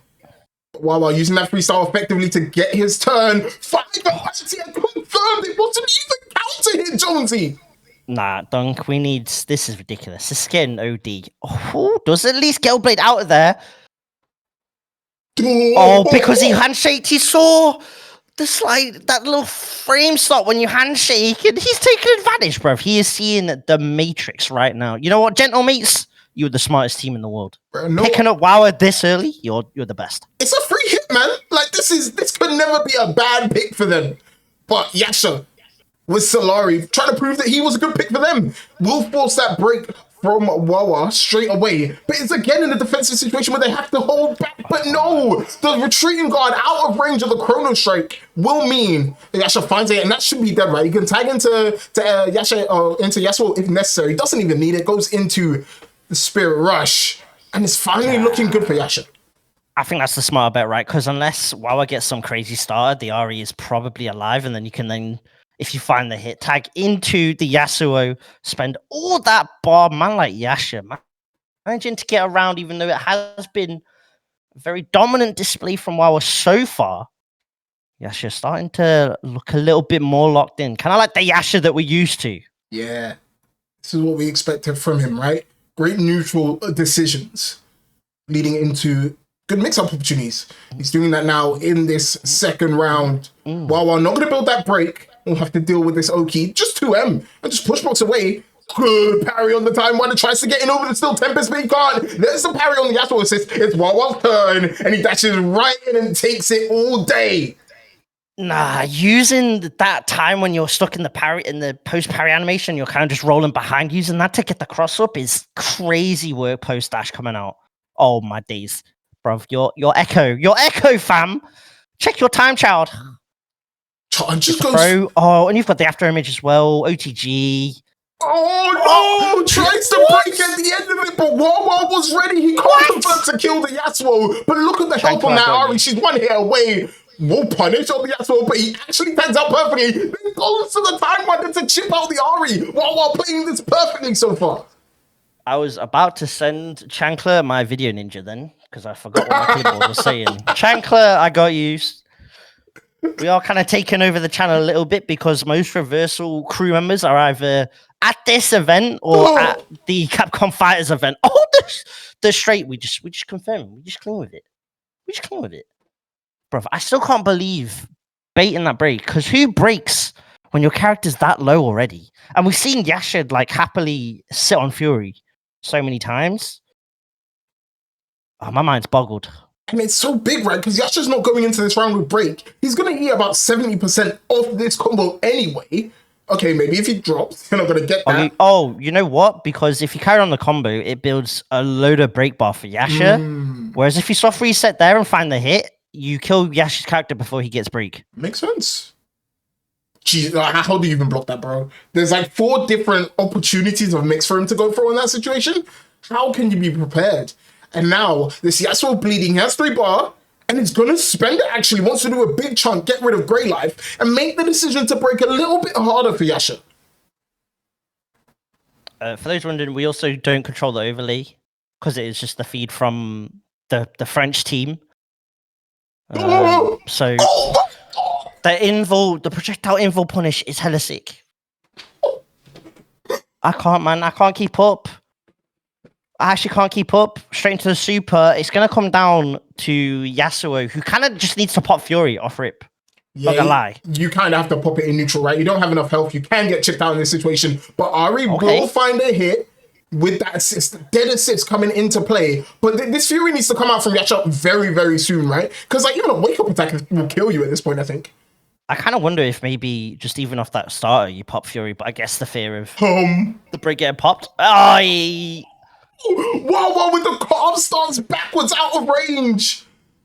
We'll get the level 3 and kill off Yasha. You know what? Dunk. Let's just. It's better. We might as well not even bother deciding who's going to win this. We might as well decide what kind of seat Wawa decides to pick on the plane. I don't even know. He's just like in that first game. I was kind of doubting him, and I was thinking to myself, well, Wawa's looking a bit rusty. Maybe anyone could take this. It's almost like he heard us say that. It was like, actually, no, I am simply the best, and showed us exactly why in this set. Excusez-moi. Bonsoir. Bonsoir. Man. Mes amis. The worst part is, I don't think Yasha played bad. I think Yasha played really well, made good decisions, but it was just a clutch situation, especially with the freestyle from Wawa that edged it out in the end. Man, this is going to be a tough top 4 for anyone to break through. You got Wawa waiting in the grand finals now, and even worse, you got Yasha going down into losers finals. So the winner of that next game is looking long for man, as Damascus's channel commands would say. I guess the only reason they're not doing sort of the finals per se is first to freeze. Maybe Grands is. I'm trying to scroll through the start.gg and see if there's anything about what like their rule set that they're rocking. But it could literally be that because right now it's what would it be? It's currently 6. It's like 7 p.m. their time. They obviously got to make sure that they kind of leave the venue, although it is at a hotel, but obviously make sure the room itself is clear. We have been seeing a lot of tournaments run like first to 2 everywhere until grand finals, and makes sense. The game does run long, and I think first to 2 is okay. We'll see if that changes, but okay, like this hell, bro. He's so drippy, man. Oh my! And it's the confidence, bro. Oh, no other region can beat it. And True Devon's just like, he's so German. He's so efficient with his stance. Bro, it's the most efficient stance. There's no messing about with it. The only thing that moved during that shot, Jonesy, was his eyes. Exactly. He was like, because that's wasted energy. That's not efficient. Oh my god. Peak German efficiency. It's the only thing you can expect from these two as we get into a button check. But Kane versus True Devon is going to be an interesting one, right?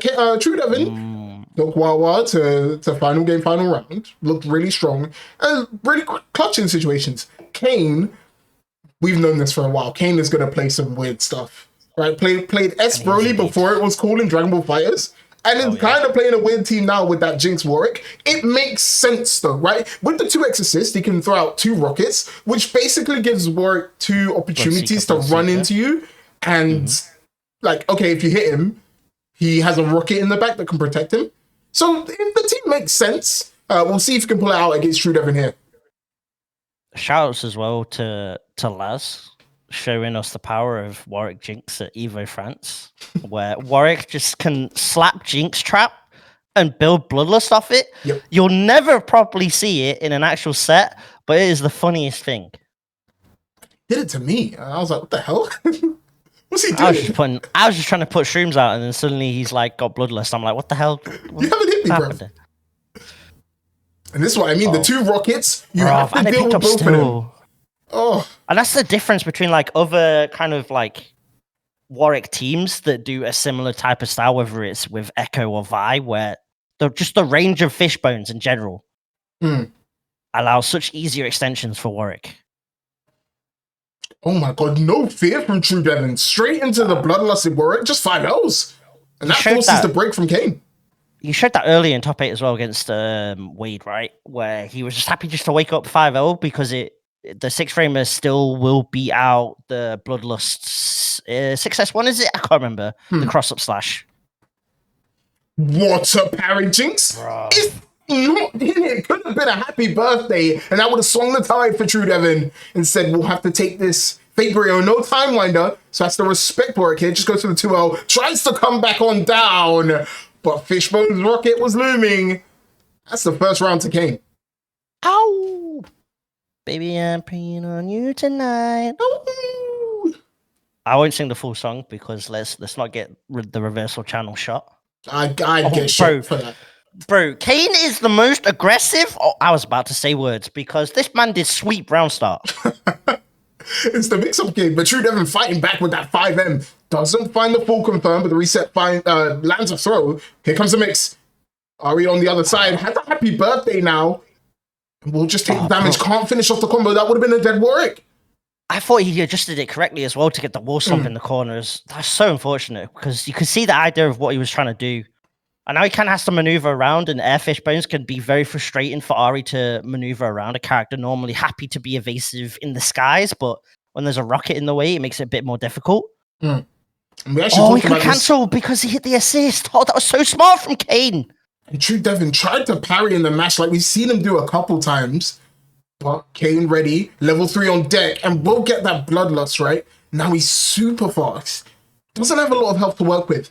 So maybe an Abare from True Devon here could find the kill. But Kane just happy to play slow and keep the bloodlust in the back. Wants to bring out Jinx now. Yeah, makes sense, right? Keep the team alive itself. We'll get the air throw, so we'll be able to get pick up off this. Dash orb to extend.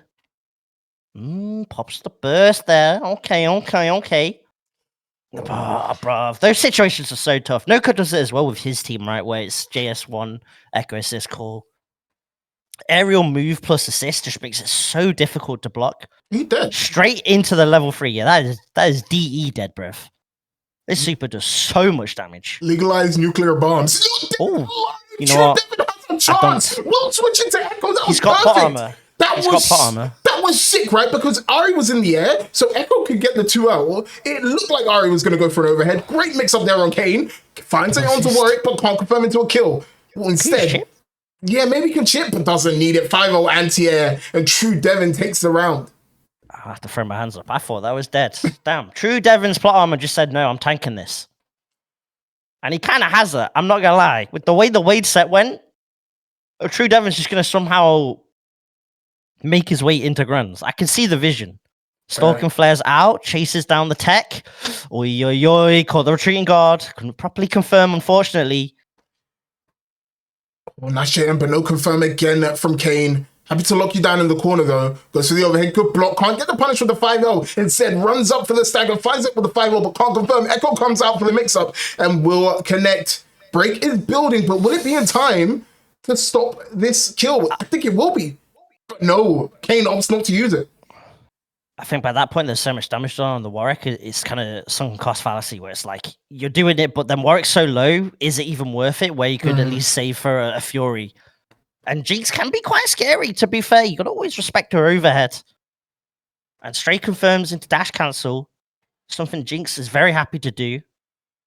But happy just to play the timer and just slowly chip away. Now the Fury's pop. Now it's time to play the game. Yeah. Try and maximize that Fury usage. Oi. With the monkey, but no confirmed with that birthday. Forces the break immediately. Here comes the zap. It connects through. Goes straight into the zap. Happy birthday. His both are extremely low now. Still a little bit of Fury left for Kane. Looking for the written. But 5-0 comes out from True Devon. He'll find the hit and waste just the last fragment of Fury for Kane. Level 3 on deck and available if True Devon wants to spend it here. You save it for this next hit, most likely, at the end of the combo, if you can find it. Throwing out even just Echo Assist roll like that could be so risky. Push block coming out. Backdash caught, still 5M. No real confirm, but the lockdown's there. The overhead connects. True Devon takes that first game, but oh my. Dunk, we best get comfy because we're in for a banger of a set. You said it yourself. True Devon has that plot armor. It was looking like, after that Fury pop, Kane was going to take it with a Jinx. And we all look at Jinx and think, this Fury isn't that good. But Kane managing to make it work. Couldn't find the last dregs of that health bar. But still, we'll go into this second game as True Devon has won 11 games now. Record assist round start to catch jumps. Okay, noticing. Oh, great movement to get away from Kane, but the anti-air DP comes out from Warwick. Straight to level 1. He's got great Oki from this and just runs into the wake-up attack. Yeah, unfortunately so. Slaps away the fish bones, but there's another one coming in. Avoiding it yet again. Bloodseeker. For it connected. Unfortunate hit confirm. Now locked in the corner. It's going to be a tough situation for the Warwick here. Bruv, there's just so much to deal with. It's so difficult to block. Spencer Mega Time Winder. Do we see the Tangled Timeline? Oh, we trying to cash it all out here, but the tag launcher whiffed completely. Big ups to Patch. Break available, and it's popped by True Devon. Wants to stay in this one. Echo slings the Time Winder across. Zap comes out, but she's too high, can't get hit. And this is what this matchup devolves into, right? Because Ari can't be in the skies as much, she tends to play a bit safer here. Doesn't want to get hit by any projectiles. Whoa, what's an air throw? Has level 3! Won't spend it, just goes into the rocket party. Can switch into that work if necessary. So what you do here? Is that super going to be enough? Nah. Yeah, you know what? We're 2 for 2 on telling lies. We're even. We're even. It's all good. It's all good. Chat, if you've come here for any truths, just know we're out here playing Cluedo. Big slaps. Chip now a factor as well. It's going to be so difficult for this Echo. Aerial Fishbones shutting down. Clutching up the round for Kane. Break kind of somewhat even. And this time being very passive on the round starts compared to what we've seen so far from this Warwick. Kane bit on the stagger there. Chance for True Devon to maybe build a bit of break with this limit strike, set up the stalking flare. Just anticipates the roll. Didn't quite get it, but his that birthday had to break if you came here, and it was just in time. You see that Echo coming out? That was for the break check. Moving like a stop sign, fam. Perfect timing, Lou, from Kane to get that break just off before True Devon could get the handshake off. Break's now traded. Ooh, I think True Devon didn't anticipate the Time Winder would clash with the Fishbones rocket. Tried to parry, and then they ended up dissipating each other. Kane will take advantage, finds a throw, tries to confirm it. I think a bit too far away. He said, we'll find another throw. That's going to be dead if Kane can finish this one. And he does. Kane in the driver's seat here in game number 3. It's going to be a tough... the full H just whiffing. Spirit Rush, try to lock down the Jinx. We'll get the throw here, but no after image. I can't really get too much other than the OTG in the setup here. Mega Time Winder just to keep safe, but obviously has to respect Jinx just in case of a JL challenge, a 5-0 challenge. Push the Warwick. Right back at you, buddy. Not happy birthday. Ari's already dead. Tries the air throw, but gets clipped by the 2M. No bots confirm. But the 2L will strike true for True Devon. Hold on. Wait a minute. There's a chance here, Jonesy. Punish? No, couldn't punish the sweep. Spirit Rush, overhead. Goes low now. True Devon just blocking it out. Uh-oh. Oh, the push block. But that actually kind of saved him. If True Devon was just stand blocking, Echo, one of the characters that can punish. And the OTG chomping. Okay. Great cover there by Kane, right? He goes in, calls that Jinx assist, and is like, okay, I'll wait now while that Jinx assist is coming. This time, True Devon didn't pay its respects, got clipped, and it's 1-1 now, final game. It's something that the French, just as a region in general, are so strong at, is just letting the assist do the work for them. Like, people obviously memed about French neutral at the sort of start of the early access, but there's a reason why it's so strong. Tries to dive on in. Couldn't find that Ari. We'll switch to the Jinx, and she gets clipped by the overhead.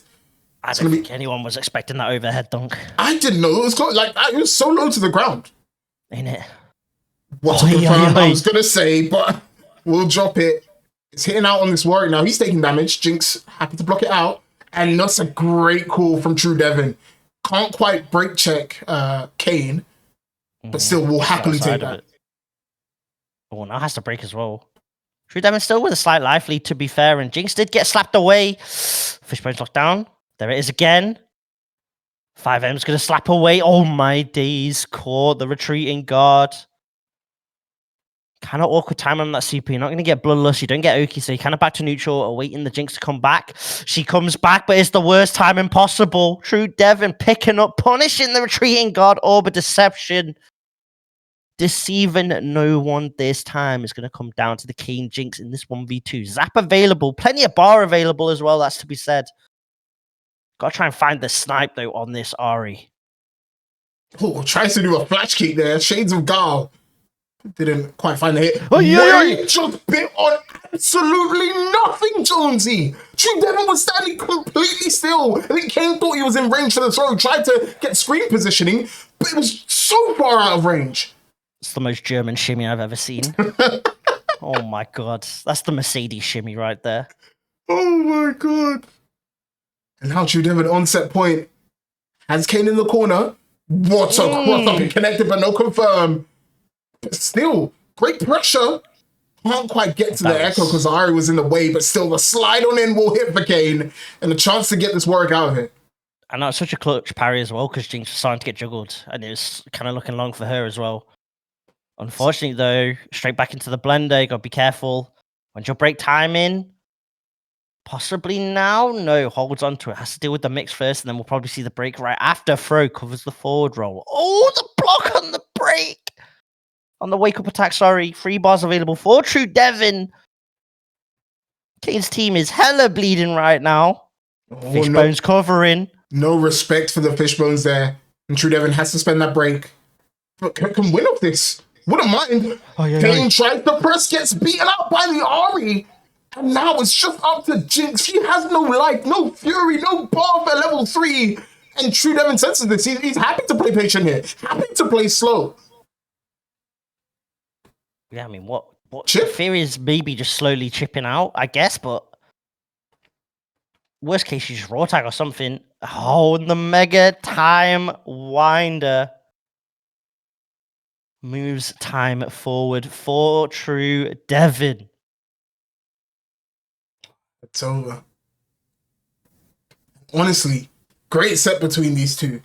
True Devon closing out slowly at the end, had the lead, knew it was just Jinx, knew there wasn't much to do.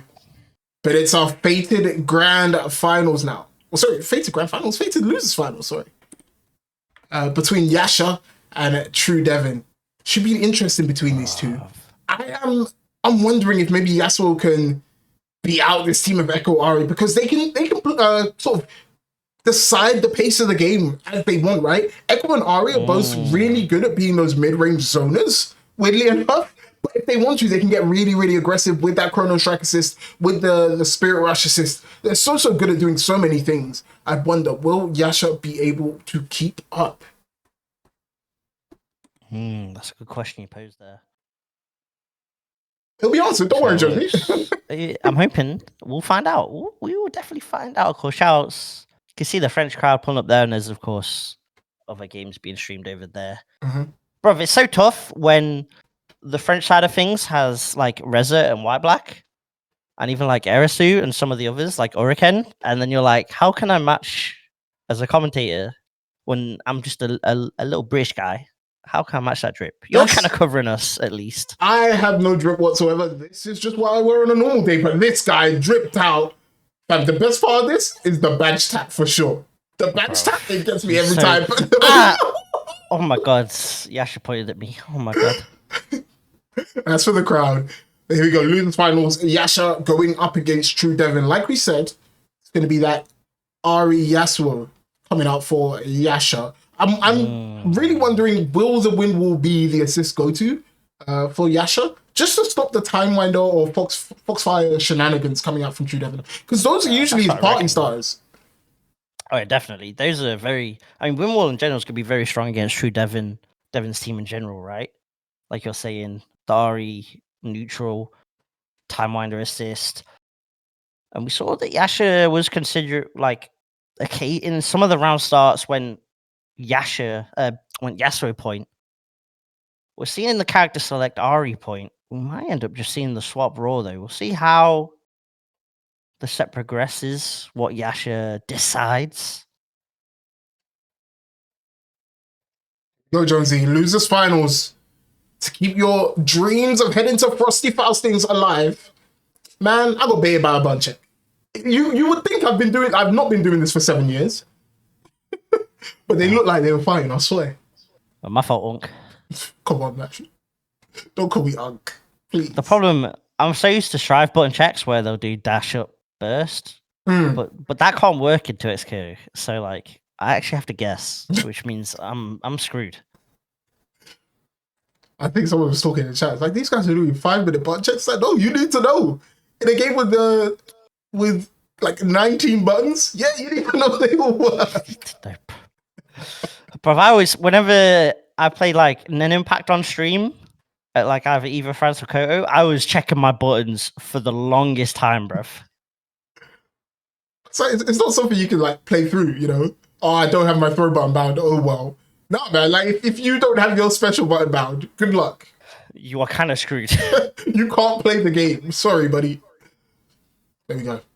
Yasha versus True Devon. Yasha, one of the strongest in tag fighters previously, looking to cement himself as one of that in 2XKO. True Devon, someone that has won a big first impact event and is looking to etch their name into the history of 2XKO as one of the strongest. And the winner of this, their reward is playing Wawa. But here we go, losers final, True Devon up against Yasha. And Yasha already finds a clean hit. Opts to just beat up Echo for a little bit. And like I thought, straight swap into the Yasuo on the round start. The character with a lot more neutral control options. Including, of course, you got like the Ari Foxfire assist as well to cover like if the opponent's trying to dash up on you. It's going to be True Devon, though, that gets the first sort of proper Oki here. Stalking Flare, push block out immediately, trying to get out the corner with your own Ari. Oh my! The truest of Devons. Oh my days. Orb of Deception should be able to finish off that Yasuo. Jeez. Guilty Gear players, man. You can't always be ready. You can't burst against them. They're always ready. And all of that now for Yasha to just be down to that Ari, gets counted. That's a great confirm, and that should be dead right. Can go into the timeline if necessary. Ooh, that's not how that combo goes. And you've given Yasha a chance. He alone is the honored one. You cannot give him an opportunity. He will take him out. Ari, though, doesn't seem to care. I was going to be like, oh, the Android 17, A17, that it actually stands for Ari in this game. But Ari herself decided, nah. Actually, I don't want to win. I want to play the next round instead. True Devon ties up with the air-to-air. What the I wonder hell? if it's just pure muscle memory from Yasha, just to like go Ari Yasuo and then be like, oh wait, actually, I want Yasuo point. That seems like something he's preferred to do, but great catch from True Devon, and actually confirms too, has Orb of Deception available. Break will come up, reset, can't confirm into anything. And True Devon trying to find this sort of air throw there, wasn't quite in range, and we'll just break out of that combo Yasha was cooking. Yeah, clean time on the break as well, timed on the special, so no assist available. Nothing Yasha could do to break, but still going to find the hit here. Anyway, slight drop, Gale Blade trying to lock down. Utilizing the freestyle assist as much as possible to make sure the healthy character is still on point. Trying to chase down the time hop, doesn't work out. Counter Chrono Strike, so much time to confirm. And that forces the break out of Yasha. And True Devon gets hit again. Ari able to flexibly spend her meter. Doesn't even need the second one. Now True Devon down to just Echo. I have to wonder if he does build Fury, will it be an option? Will it be something he thinks about here? He's going to have to hold the mix first. Oh, J2H actually connected. Let's see. Ari assist down for now. Yasha, though, has to respect that time winder falling atop the Ari head. Do you spend here? Oh, looks like you do. Interesting. Once that 1v1. I respect it, because some players kind of think a bit too far ahead. And think, well, if I spend the bar here and then I get the hit, then I go to 2 bars and then 1v1. But sometimes just at least getting to the point where it's anchor v anchor is the main goal. Oh, the cross up. Moving like Virgil. No Sparta needed. Last a breath of that Echo. I was going to say Virgil, no Van Dyke. Oh, no twerking here. He is defending himself for sure. But importantly, True Devon goes in with that break bar into the final round.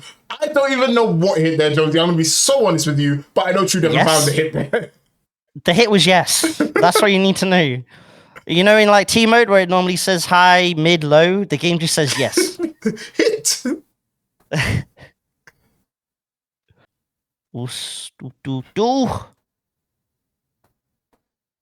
Ooh. Oh, that's not dead, surely. Oh my, okay. Oh my god, the OTG almost was enough though. If there was just enough at that second bar, Yasha would have happily said, "Thank you for this bug. I will do the double supers." But instead, Echo still got sniped. Tried to make a hard read on the retreating guard, but there's no bite. The cross up slash it again. Just raw jump in with the JH. Keep an eye on True Devon's Fury. Just about coming back. Could be what defines the set. We'll spend it immediately. No assist for Yasha. It's just come back now. True Devon looking for an opening. Let's suspend this Fury as best they can. Nearly got a happy birthday dash cancel. Maybe to bait the break there from True Devon. It didn't come out from Yasha, but there it is finally. And it's at the end of the Fury. It's great timing for Yasha, and he can get aggressive. Perception comes in just to try and lock down. Actually gets the clip as well. Still chasing, got the low. Stomp. Oh, with the Ari special. But, bruv, the awareness to catch the instant up back as well with the air through. Jeez, I need to know what water that is. I suppose myself. That's clearly the way, the vibe. True Devon will take that. Sorry, no, True Devon. Yasha will take that first game. It looks strong. Very, very good. Wow, what a calm stance anti-air. And then good awareness to realize, yeah, I can't go forward because of this time winder. Also swap into the Ari, but still has good positioning. Another great 2H confirmed. Does pop the break. At least thanks to the patch, that's now a decent timing rather than what it used to be. Definitely helps a lot with some of Yasuo combos, where it's awkward to break. Oh, bruv, I'm chasing before and after images because I can't keep up dunk. Echoes too much. I feel like Krillin, bro.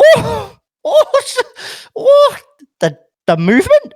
You have to air to air hold on. True Devon's kind of truing. True Devon's chases on text, that was a great bait on the wake up attack, by the way. But True Devon's chases on the text have been really, really, really, really good. It's something I don't think was mentioned earlier. But Yasha, after baiting that wake up attack, will take a character.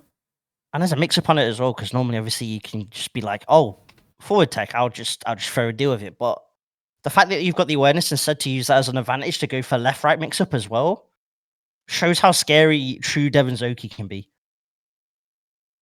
Those characters that have strong, super strong Oki of most situations, but Yasha does not care. Orb Deception will connect and it'll take you all the way to the corner. Maybe give Limit Strike. Yeah, just wants a bit of break bar back, a bit of insurance on this policy here. Lockdown, care for the freestyle as well, bruv. I actually think that was still cross up because the Yasuo, to be honest, there's the charm. Just in case True Devon even considered popping that Fury. But I think realistically in that situation, it was always going to be long to make that Fury comeback, and you might as well save break for a better opportunity in the actual 2v2. That's exactly what True Devon has done. But here's a wind wall from Yasha. Just taking up so much space, not allowing True Devon to get in. And these assist spends from True Devon aren't really getting much, even though it's 2x, right? You want to spend 2x to win neutral, but it's just so tough to do against Yasha's team. Yeah, the Foxfire coverage kind of stops double Chrono Strike in the situations where Windwall's up. And then Ari assist, if you're just YOLO Spirit Rushing, she's going to get clipped. Realistically, Yasha's going to be ready with that reaction every time, and True Devon knows that. Maybe you kind of have to throw it out for a little bit of caution to the wind. Hope that Yasha's more focused on a different option. Utilize the mental stack in your favor, maybe, but so tough in neutral. True Devon's mix, though, will never not disappoint. Absolutely. The hit will strike true. And we'll go for Limit Strike. Wants to build that bar. Missing put doesn't matter. Gets the story. No confirm for Ari, though. We'll call that time where it's actually stuffed out. Yasuo tries to find an opening. No freestyle spin. Goes for the anti-air calm stance. Doesn't hit. And now it's True Devon's turn to find a way in, but can't. This Yasuo is so evasive already. And you know what I loved about Yasha there? Even though you're playing freestyle, you don't do the greedy thing of handshaking and looking to anti-air, because True Devon was already ready with the slight little air dash to tag the Ari in reaction to the handshake. So the awareness of both players and their options is actually, it's so insane. Oh, my ankles, bruv. How the hell? And then actually the Fury break comes out, but True Devon gets hit anyway. Yasuo. Maybe finishing this off for Yasha will find that 3-bar. Doesn't even need all of it. Goes straight into Rise with the wind. And Yasha takes it 2-0 over True Devon. I mean, both of them were just on such a ridiculous level of covering their options. It's ridiculous to see, and like you can only break down so much of what they can do in that time. That's what's so ridiculous about that set. It's like on the surface, it just looks like crazy reactions from both of these guys. But in actuality, it was like a game of chess where both of them were trying to stay like 2 steps ahead of the other's options. And in the end, Yasha's experience won out in the end. But that sets up an amazing grand finals. Wawa up against Yasha. The Dragon Ball heads that we know and love, right? We've seen them time and time again be at the precipice of the skill ladder. And I'm not surprised to see it again in it 2x KO. And both have been kind of defenders of EU against NA. Obviously, with the whole you need Wawa, stuff like that, and of course Yasha holding it down and stuff like all the region team tournaments and things like that. So it's definitely probably the two a lot of people would have expected to make it this far to this point in the top 2. Wawa looks so ridiculous in that winners finals, but Yasha has had a lot of sets to play, looking hella warm. And the crowd, to be fair, the crowd's pulled up at that event at Mindset. So big ups to the French scene. Much appreciated. The French scene are always going to be top one for European fighting games, right? So passionate about it. Like, just having this in general, having an English stream says how much they care about all of this. Wish I could have been there. Would have been hype as hell, even though I don't know a lick of French. But the grand finals should be interesting. This is a very important grand finals for Wawa, right? To cement yourself as number 1 in Europe and say, hey, look, no one has ever had the luxury of sending me into loser bracket ever in my territory. That's a big statement, no? That's cold. That's a cold statement. And with a team supporting him as well, gentle mates. I always kind of wished it was gentlemans, because the wordplay would be so sick, but gentle mates does kind of cover your basis, your options there. Still do. Big ups True Devon with the 3rd place. Sick run. Such a menace in general. They just have really good plot armor. Like, their like, skill aside. Since day one, he's kind of just like understood the game. Exactly. And like it's just in those very dire moments, True Devon isn't fazed by the potential of losing. Usually makes the correct decision. And that maybe is German efficiency. I think they don't like it when we say that, but it is. It's great efficiency in stressful situations. But it couldn't clutch out for him here as we get ourselves set up for grand finals. Wawa, the prodigy across eras. With the old stick as well, man. It means a lot. A beautiful thing. It has meaning to it for sure. Well, his first big win, going up against Yasha. This is bound to be an insane set. Will we get a reset? Only time will tell. But look at them, both of them. But like when you meet both of these guys, they're both usually like quite happy and smiling. Looking at them now, though, you can tell the tension is in the air. There's a lot on the line when you consider it effectively. It's effectively an opportunity to freely compete for a 50k tournament. Yeah.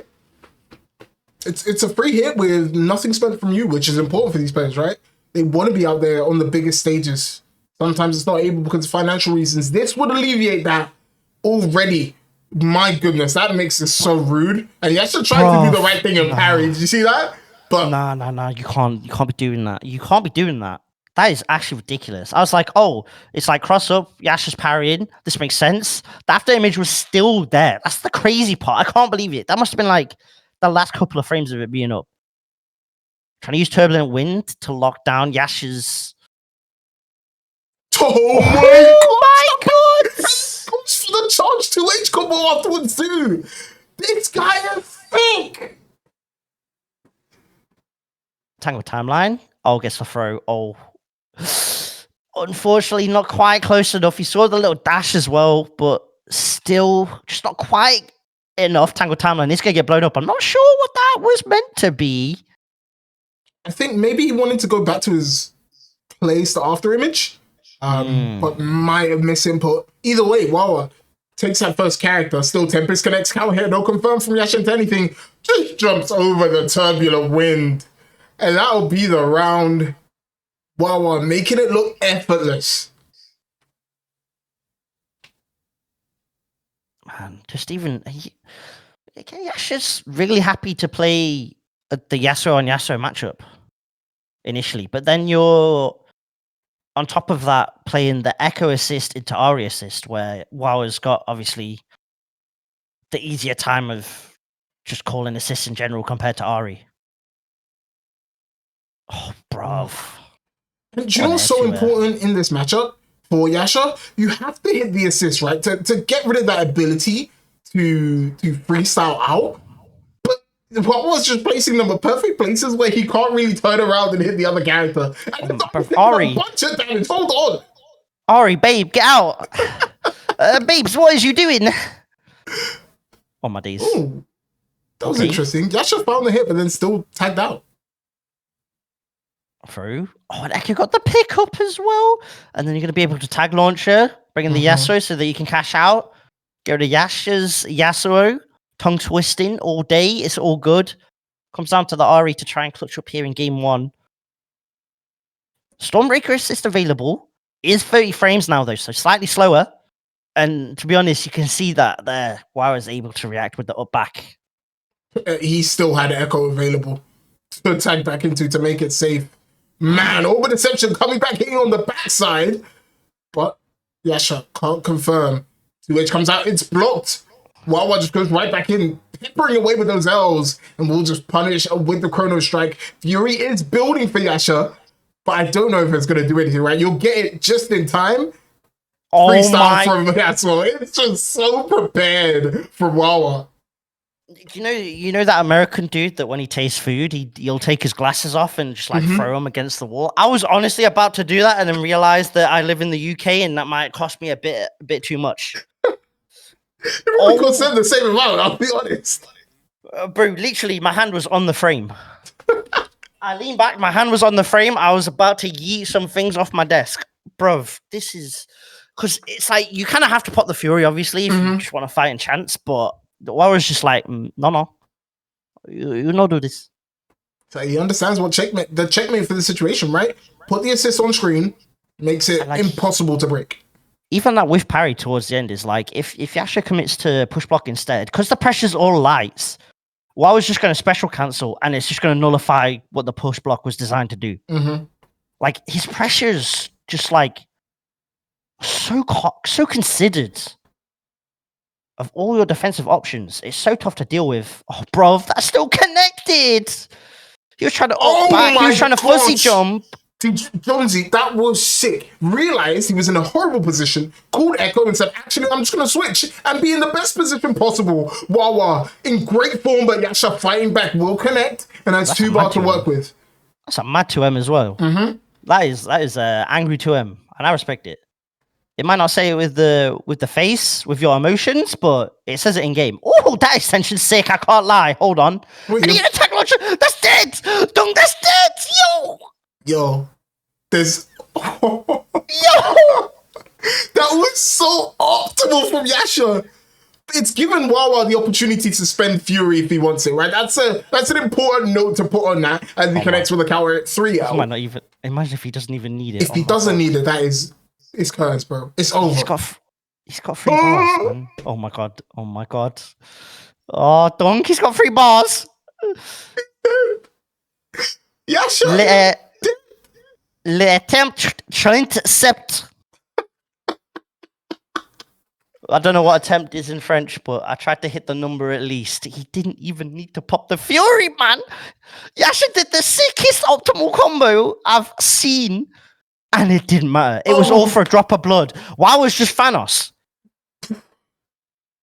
The way he's using freestyle to just have the right of decision to what he wants to do is so good. And he actually just hasn't been able to keep up with it. Even he went the throw, but there's just a sidewinder step right behind him. Wawa. I don't feel so good. He's not even Thanos right now. He's Doctor Strange. He sees all of the outcomes and possibilities. Oh my god, it's actually superior Strange is what he is. He's beyond the level of just a pure doctor. Fury up Ari. Jesus. Bro. You have to. Yeah. I respect that. Yeah, I respect it. You gotta fight back. You gotta fight back somehow. Does slap the Echo Assist as well on the startup, so okay. Deals with the mix-up. Has to deal with the lockdown again. Commit to the throw, couldn't get the punish. The 2H and then using the freestyle to get the confirm is ridiculous. Someone checking PC, bro. He with throw, still had time for the 2H. This guy is crazy. And Yasha, probably the one taking us back to character select. I thought we were going to see Timo for a second. But no, honestly, just wants to take a second. Sell your soul, fam. Go for Timo. Johnny Ooh, player 1. Thank you, Celebu. Because I was questioning it, and Six String, it isn't offline. We are the English restream. Flash 947 if you want to hear the French commentary. A man like Flash allowing us to have a clean feed rather than just a pure raw Twitch restream as well. So big ups to them. And you can hear the French comms talking right now. Man like Reza and White Black in the background. Reza's probably just talking about how his gentle mate's teammate Wawa is the GOAT. I think the struggle here for Yasha is you haven't had the answers, which is why I think he's switching up fuses, right? Instead of using that 2X he's more comfortable on, going for freestyle, so you can sometimes match when Wawa chooses to switch in and out of characters. Was he? I think he was actually playing freestyle throughout anyway. I definitely think it was more just a sitting character select. Let me reset my heartbeat a little. Let me get some deep breaths in. Consider some of these options that are getting picked and why I'm getting blown up for it. Okay, air to air. Okay. And using the Ari assist to tag Echo on the startup as well. Yeah. Damn. Great parry from Yasha. Maybe a chance to fight back. Good wimble actually. Stops the timeline being a threat. And can finally lock Wawa down. But that push block is perfect. Can maybe switch back. No, opts not to do it. And the retreating guard is perfect. Like, it's literally on the overhead frame to keep his turn. But great overhead from Yasha. We'll take this damage. Happily go into Orb Deception. No break for Wawa at all. This might be dead, actually, Jonesy. You could tag launch it. Yasuo double supers. Time to bomb abuse. Watch this. Doesn't even need it. Don't even need it. Okay, fair enough. Respect. I mean, that part is actually the bug, to be fair, but still. Respect. 10 times. He didn't do bug X2. Aye. Handshake just in case. Set up. Yasuo's now gone. Oh, wow, fell out. Oh my god. Laz is somewhere saying, just parry it, bro. Shut up. Shut up. Scared. Look at the pressure that Yasha has to deal with. Another throw. Oh my god. That's throw looping. That's Street Fighter 6. Aye. My goodness. Wawa with the insurmountable pressure trade on the Still Tempest. Same brain, but it's going to be Yasha to close it out with the Stormbreaker confirm. Finally, a round on the board for Yasha. Maybe the start of some momentum. Just the tournament experience, especially in like grand finals, paying off for Yasha, right? Mm-hmm. Going back to that character select and just chilling. So many players so often will see just hit rematch straight up and just kind of autopilot and go straight to the next one rather than just taking a breather.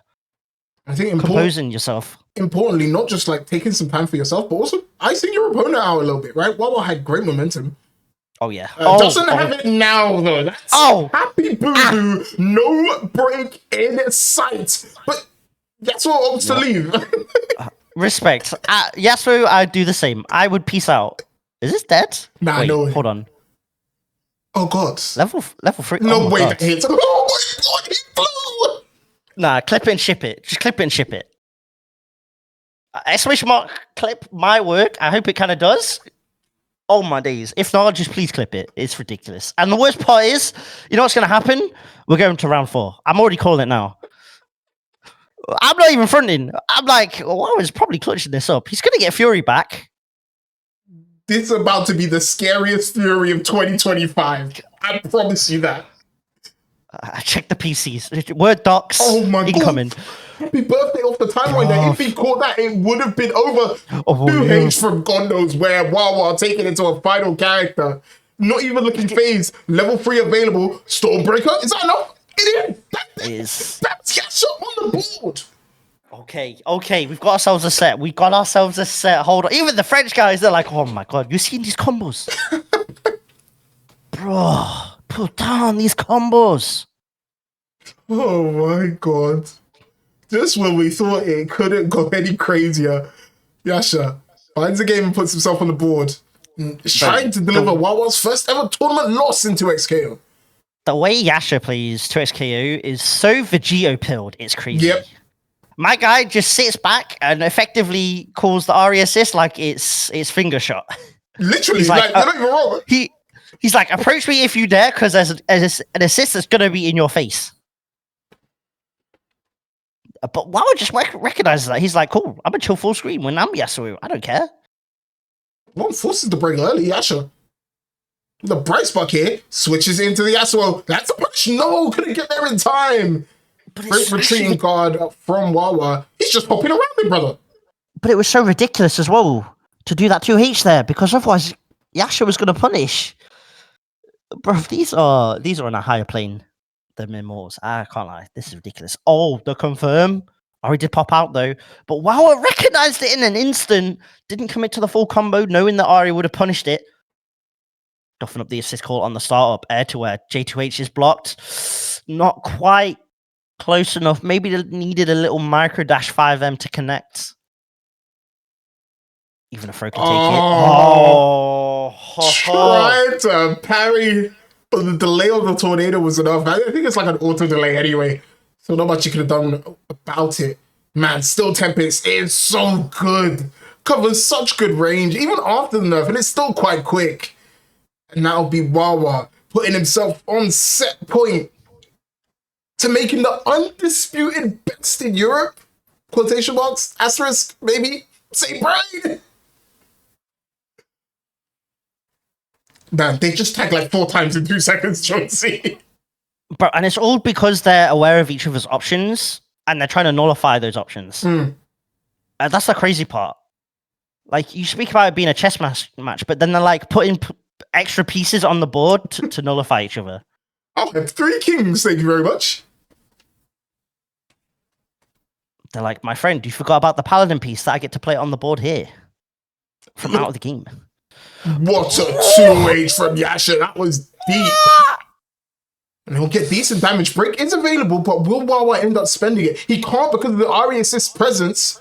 And has to hold, has to wait. Tries to go for limit strike, but it doesn't hit. Oh, the errant break from Yasha is going to be baited by the assist call from Wawa. Great reactions. And now it's just one character that stands between him and that free trip to Frosty Faustings.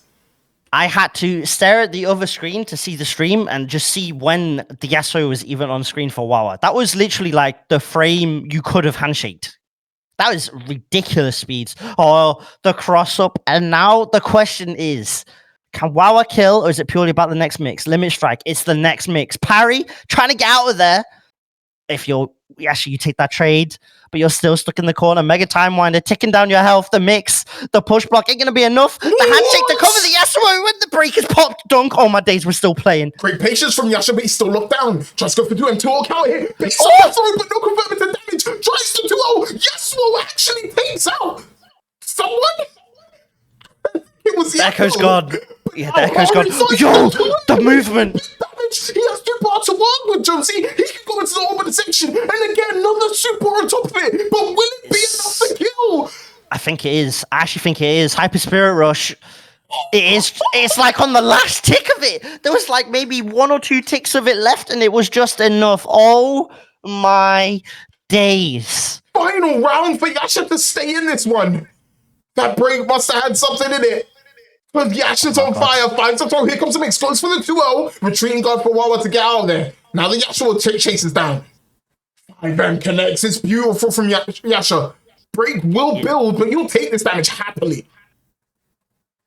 Yeah, the break's going to be slowly getting built up. We'll have to hold the Oki, but the break's going to be there after the Oki. And that's why Wawa opts for the wake-up attack in that situation, knowing that if that got blocked, break would be available to keep the Yasuo alive. Yasha can get the punish on the Echo. We'll be able to Orb Deception extend. We'll get the Limit Strike. No, he won't, because Wawa denies it with the break. Oh, Wawa got the hit, but tried to go for some cheeky reset there with the roll. Wawa finds, Yasha finds a hit, and it should be dead, right? You can tag launcher if necessary. No, that super does crazy damage, actually. Holy Christ. I wonder if Wawa was actually trying to use the invul off the roll to deal with the break and try to make a hard read on the break. I think that's actually what the option was getting selected there. Oh, 2-0 connects, and it's getting nervy. Forces the break from Yasha, but he has to find something here. Time Winder comes out. I think because of the 2-0, Time Winder on the way back didn't hit. And now Yasha's playing defensive, trying to turtle up. Punish? Yeah, he'll find that on the Yasuo. Straight into level 3. No messing about. And It's Yasha. getting techie, bruv. It's getting techie. It's getting techie, bruv. Oh, is that 2-2? Because I think that's 2-2. We're going to the final game for a potential reset for Yasha here. Oh my god, bruv. We're gonna be getting these two duking it out for so long in EU offlines. Can we just step back and consider that? Years to come, baby. God. Years to come. Oh my god, we're actually eating so good. And when they travel, and if NA travel as well, oh my god, and we're not even considering Japanese traveling to some of these events yet. That's the beauty of it. You haven't even said nothing about South America traveling, brother. Oh, spitting, man. League's on fire. Oh, but here we are in France. Yasha and Wawa go to the final game of our first set of grand finals. Bro, I'm getting goosebumps when a stomp hits off a Yasuo. Like, what are we doing, bruv? Tangled timeline. It's time. Get wrapped up. French Taco OS is what I'm going to call it now.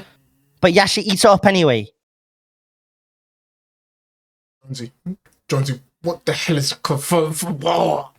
No, it's actually ridiculous. Gale Blade. The 5L is so sick. Lockdown. Oh, the parry.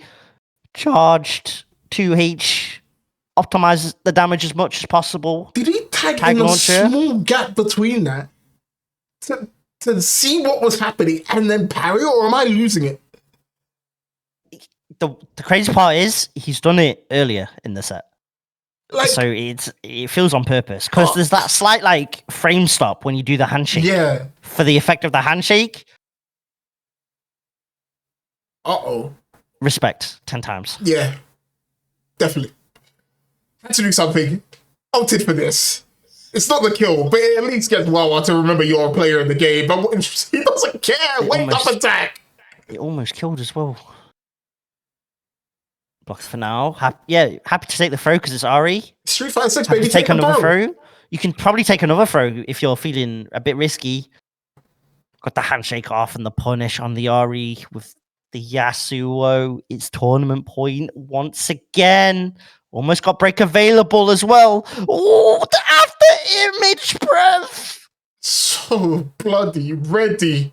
Wawa will give Yasha that break. He's taken so much damage beforehand. Sets up the wind wall. Just 5-0 connects. Maybe Yasha trying to jump. Force the break. And he can maybe get aggressive. Wow. He was calling those jump frames all day. He was on the telephone. No kissing through the phone. No soldier boy. 600, my 212. Call any number you want. Ow, he still had the 2H to keep Ari locked down. That is ridiculous. Break now popped. Small window of opportunity for Yasha. But you have to play so clean. Both of his characters are bleeding, fam. He's going to get punishes on these Yasuo assist calls. Not too sure about them on the side of Wire, to be fair.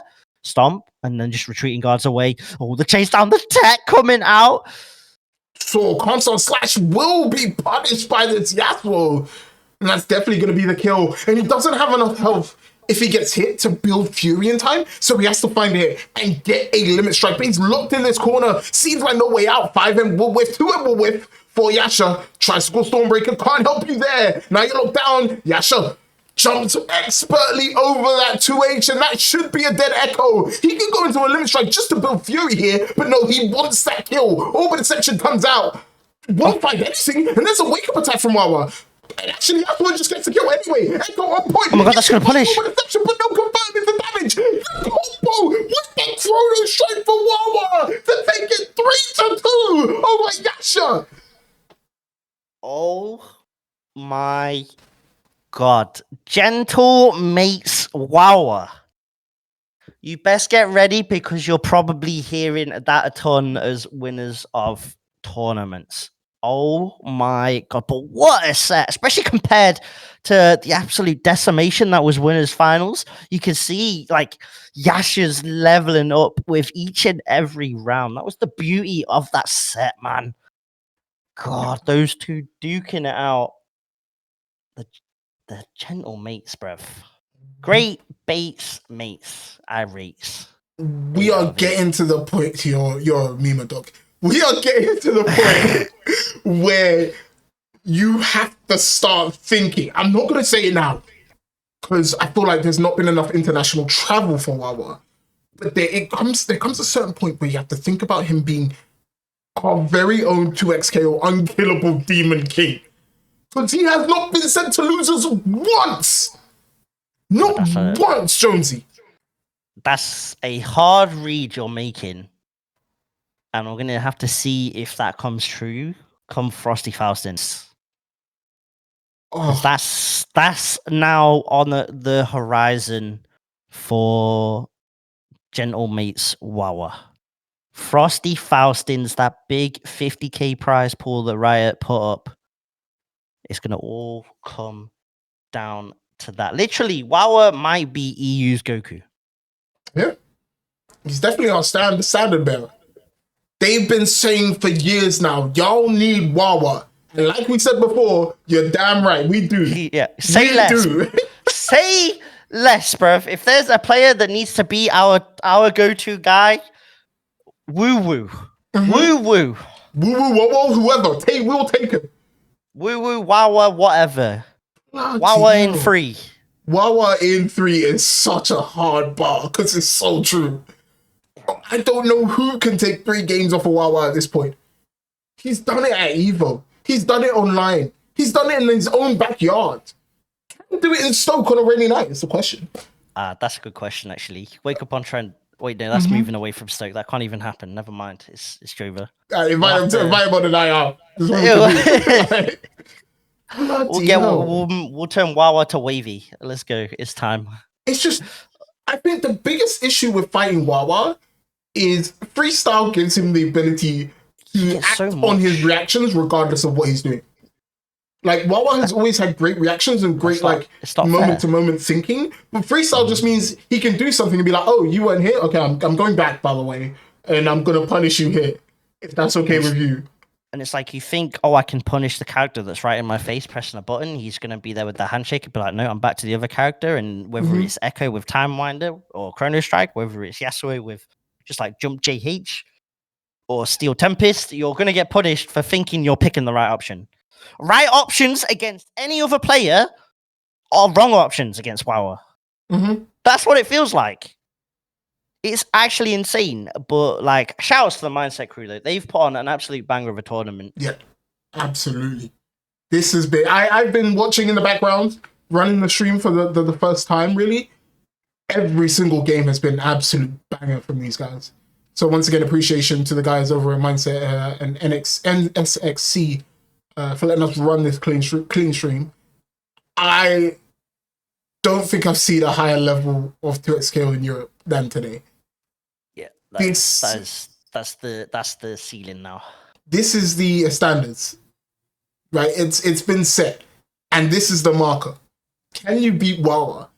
I am looking at all of the NA residents, all of the NA players going to Frosty Faustings. Bro, I can't wait. He's your problem now. I actually can't wait. Oh man, just the all I'm thinking of is some of the possible matchups that could happen when Frosty eventually releases their attendees list. Like, obviously, we kind of just have to theorycraft on which players are going and which aren't. But like, oh, bruv, some of the possibilities that you can get. Like we said on that Breaks podcast that Frosty top 8 might be like the type of top 8 to just catapult competitive to XKO. Mm-hmm. Like this kind of tournament for the EU especially, I was already seeing tweets of people being like, "Oh man, don't enjoy 2xKO. Watch this top 8, super enjoy 2xKO, and I want to play again." Mm-hmm. It's gonna be one of those moments that is defining in the history of 2xKO, I think. And I'll be honest, I'll be so honest here. I don't see anybody beating Wawa.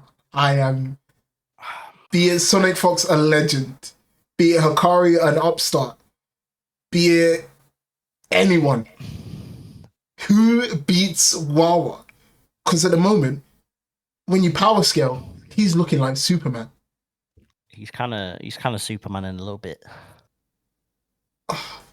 And I don't know who is the Batman with prep time in this scenario.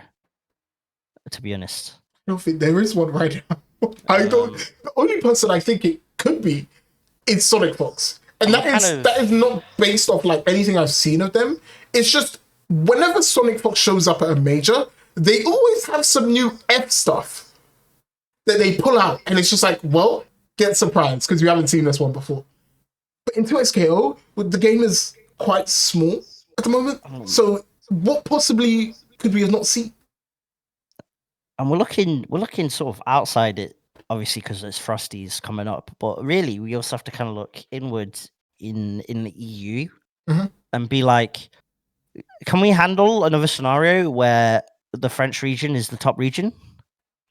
What do you mean, can we handle? We're living in that reality right now, Jonesy. I don't want to live in this reality. You have no choice. You have the LPG. You have to LPG yourself. You either live in this reality or now. Buff double down and Teemo S1 Super. Put me in, coach. I promise you ain't lasted 30 seconds against Wawa. Oh, wallahi, I will super tag mix them. But that's not to say that the rest of the EU is weak. There are definitely strong hitters out there. This event did not see Zando, for example. Like, and Zando is one of those players who, as much as I hate to say it, because he bullies me often, he's clutch as hell. Mystic is the exact same. And these guys have tournament experience. They've played against impossible odds before with Happy Chaos. Plays like a pseudo unconventional team as well, right? So then it's like it's a way that maybe the French aren't used to. Right. For the UK, it's like you kind of just need OB to get like a good PC and get locked in. True. I know who's in the chat earlier. I know OB's been loving the game, so hopefully he'll be playing soon, and for sure we'll be playing on console release. Hesky was holding it down, and I think he kind of got tilted during his set. Definitely, that break was tilted at the end. Yeah, not gonna lie, I was upset spaghetti, but it's okay because Hesky didn't win the tournament, so Arsenal aren't winning the Premier League. Them's the rules. That, man. Come on. I'm just saying. Just mark my words for end of the season, bruv. That's all I'm gonna say. Are you guys still in a relegation battle? Yeah, but we've won like 6 in a row or something. We're back. We're going in a timeline where we just win every single game and we go to playoffs. So I don't believe the blades. But like Mr. E got top 16. Yep. Like arguably, you'd think he's capable of getting top 8.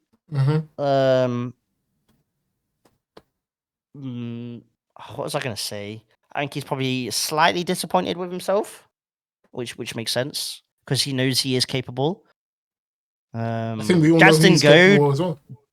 Jad's like we know Jads is a very strong player when he's motivated for a game, but that motivation just isn't there for 2xKO right now. Obviously, Germany with like the likes of True Devon.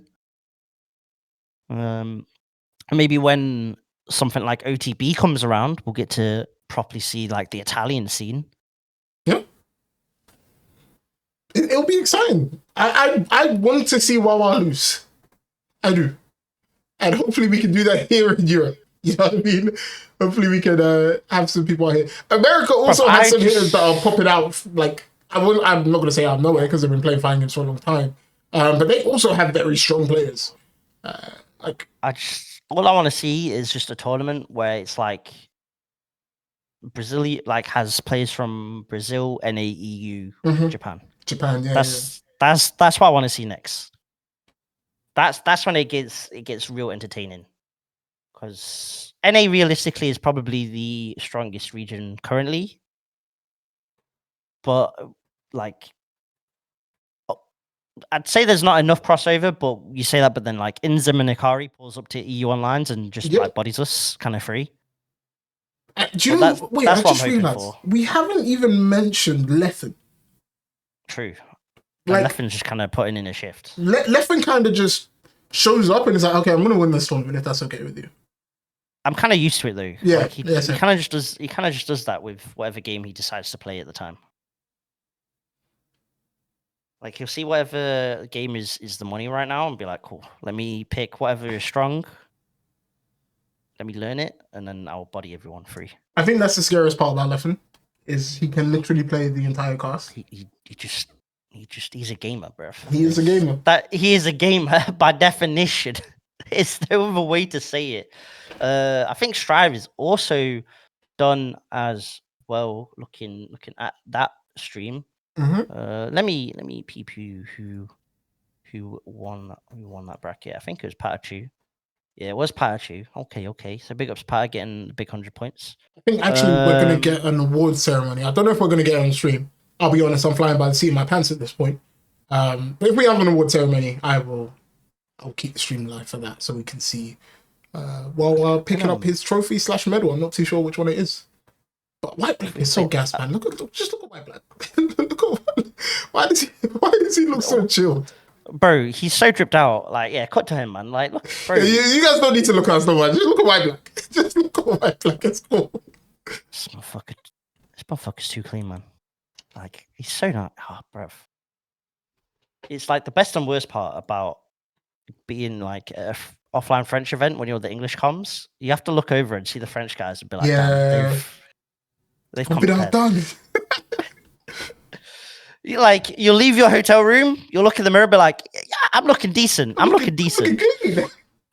And then you'll sit down at the comms desk, you'll look over and be like, I see, White Black is sitting down. Okay, fair enough. Oh, White Black sitting down next to Rizzo. I guess I should just find myself in the corner outside. I'm going home. I've had enough, bruv. You go, award ceremony though. Like everyone kind of looking cool, professional, Hesky in the white tee that kind of doesn't fit him. Bro, he's still chewing this gum, man. Bro, that gum has lost flavor by now. I'm so sure of it. I beg you've been going through a whole entire like pack or something. Like, oh my days. But we're happy with him, Hesky, one of our own. We'll pick up top 8. Had to get the middle, repping UK. Man like Noka, of course, also in top 8. He probably thinks himself that he could have easily gotten 4th, but I think considering all that's happened recently, he's probably just like he's jet lagged for sure. He's all over the place, and unfortunately, probably can't make it to the Korean Open that he was looking to go to as well. But realistically, knowing Noka, off his own money or whatever, he's going to end up just randomly being at Frosty's. Yep. Knowing the way he works. Wade on next. Had a good performance actually, and I think is slowly starting to build support for how good this Warwick is. Yeah, literally most of them are Dragon Ball heads, if you think about it. Turns out we're pretty good at the game. Who knew that the players that are really good at tag fighters are good at a different tag fighter? Keepski, he's got a pretty nice Spider-Man in MVCI as well. Respect. I want to talk about Kane. Kane's team is weird. Kane plays the weirdest team I've ever seen, but just makes it work. It might be the best team purely for Warwick. Maybe. And next up, The man from Germany, this is not a translation, by the way, I do not know French, but the man from Germany has had wins in the past in big events, the IB game specifically. But I'm sure he'll be happy with third place. This was a very stacked tournament. Yeah, he's going to be a very strong, capable name that you'll end up seeing for our offlines. And then, obviously, moving on to a man like Yasha with that second place. Not quite getting grands, pushing Wawa to a game 5. You know, he's going to be a name that's going to be constantly up in top 8s in EU. Whether he travels a lot is going to be the question, I guess. And now, we'll see. Number 1. Numero uno. The guy who has, I would like to remind you, not lost a single set in tournament in 2XKO is none other than Gentlemates of Wawa claiming the win, and I'm not surprised. Bro, yeah, he's literally the EU farmer. He's collected, he's gathered his crops, he's gotten a great yield. And we'll see him again in 6 months. And he'll be like, cool, see you at the next big EU French major. Hopefully, maybe he goes to other EU majors that aren't just purely France. Mm-hmm. But time will tell on whether and what Riot does in terms of whether they carry on like first impact post. Because Frosty technically isn't part of the first impact stuff, right? It's actually just a additional prize pool. Mm. But it could be that because it's like FlyQuest is technically the last on the first impact schedule, which is like mid-December. So maybe it's a case of come New Year, Riot are just like start of a cool new tour, and then kicks it off with Frosties maybe. Yeah, I mean, Riot have said 2026 is going to be a big year. So they have something cooked up for sure. But that's the end of our broadcast for today. It's been an absolute blast, man. This has been some crazy sets. Look, I'm not sure when we'll see each other again, but just know this will be on my mind. Jonesy, any final words before we head out here? Biggest people on the market earlier, Laz, Nick, CD, holding it down. And of course, big ups to Dunk, who's been the actual restreamer this entire time. He got given the keys to the castle and the castle didn't burn down. So big ups to the man himself. So make sure you follow Dunk. Oh, you don't have to. But I appreciate it. It's been my first time running it, so it was a bit weird and was a bit confused. But I had so much fun just being around all of you guys and everyone in chat. We are going to head out, get some food, get some rest, but we will see you guys later. Have a wonderful, wonderful evening. Peace.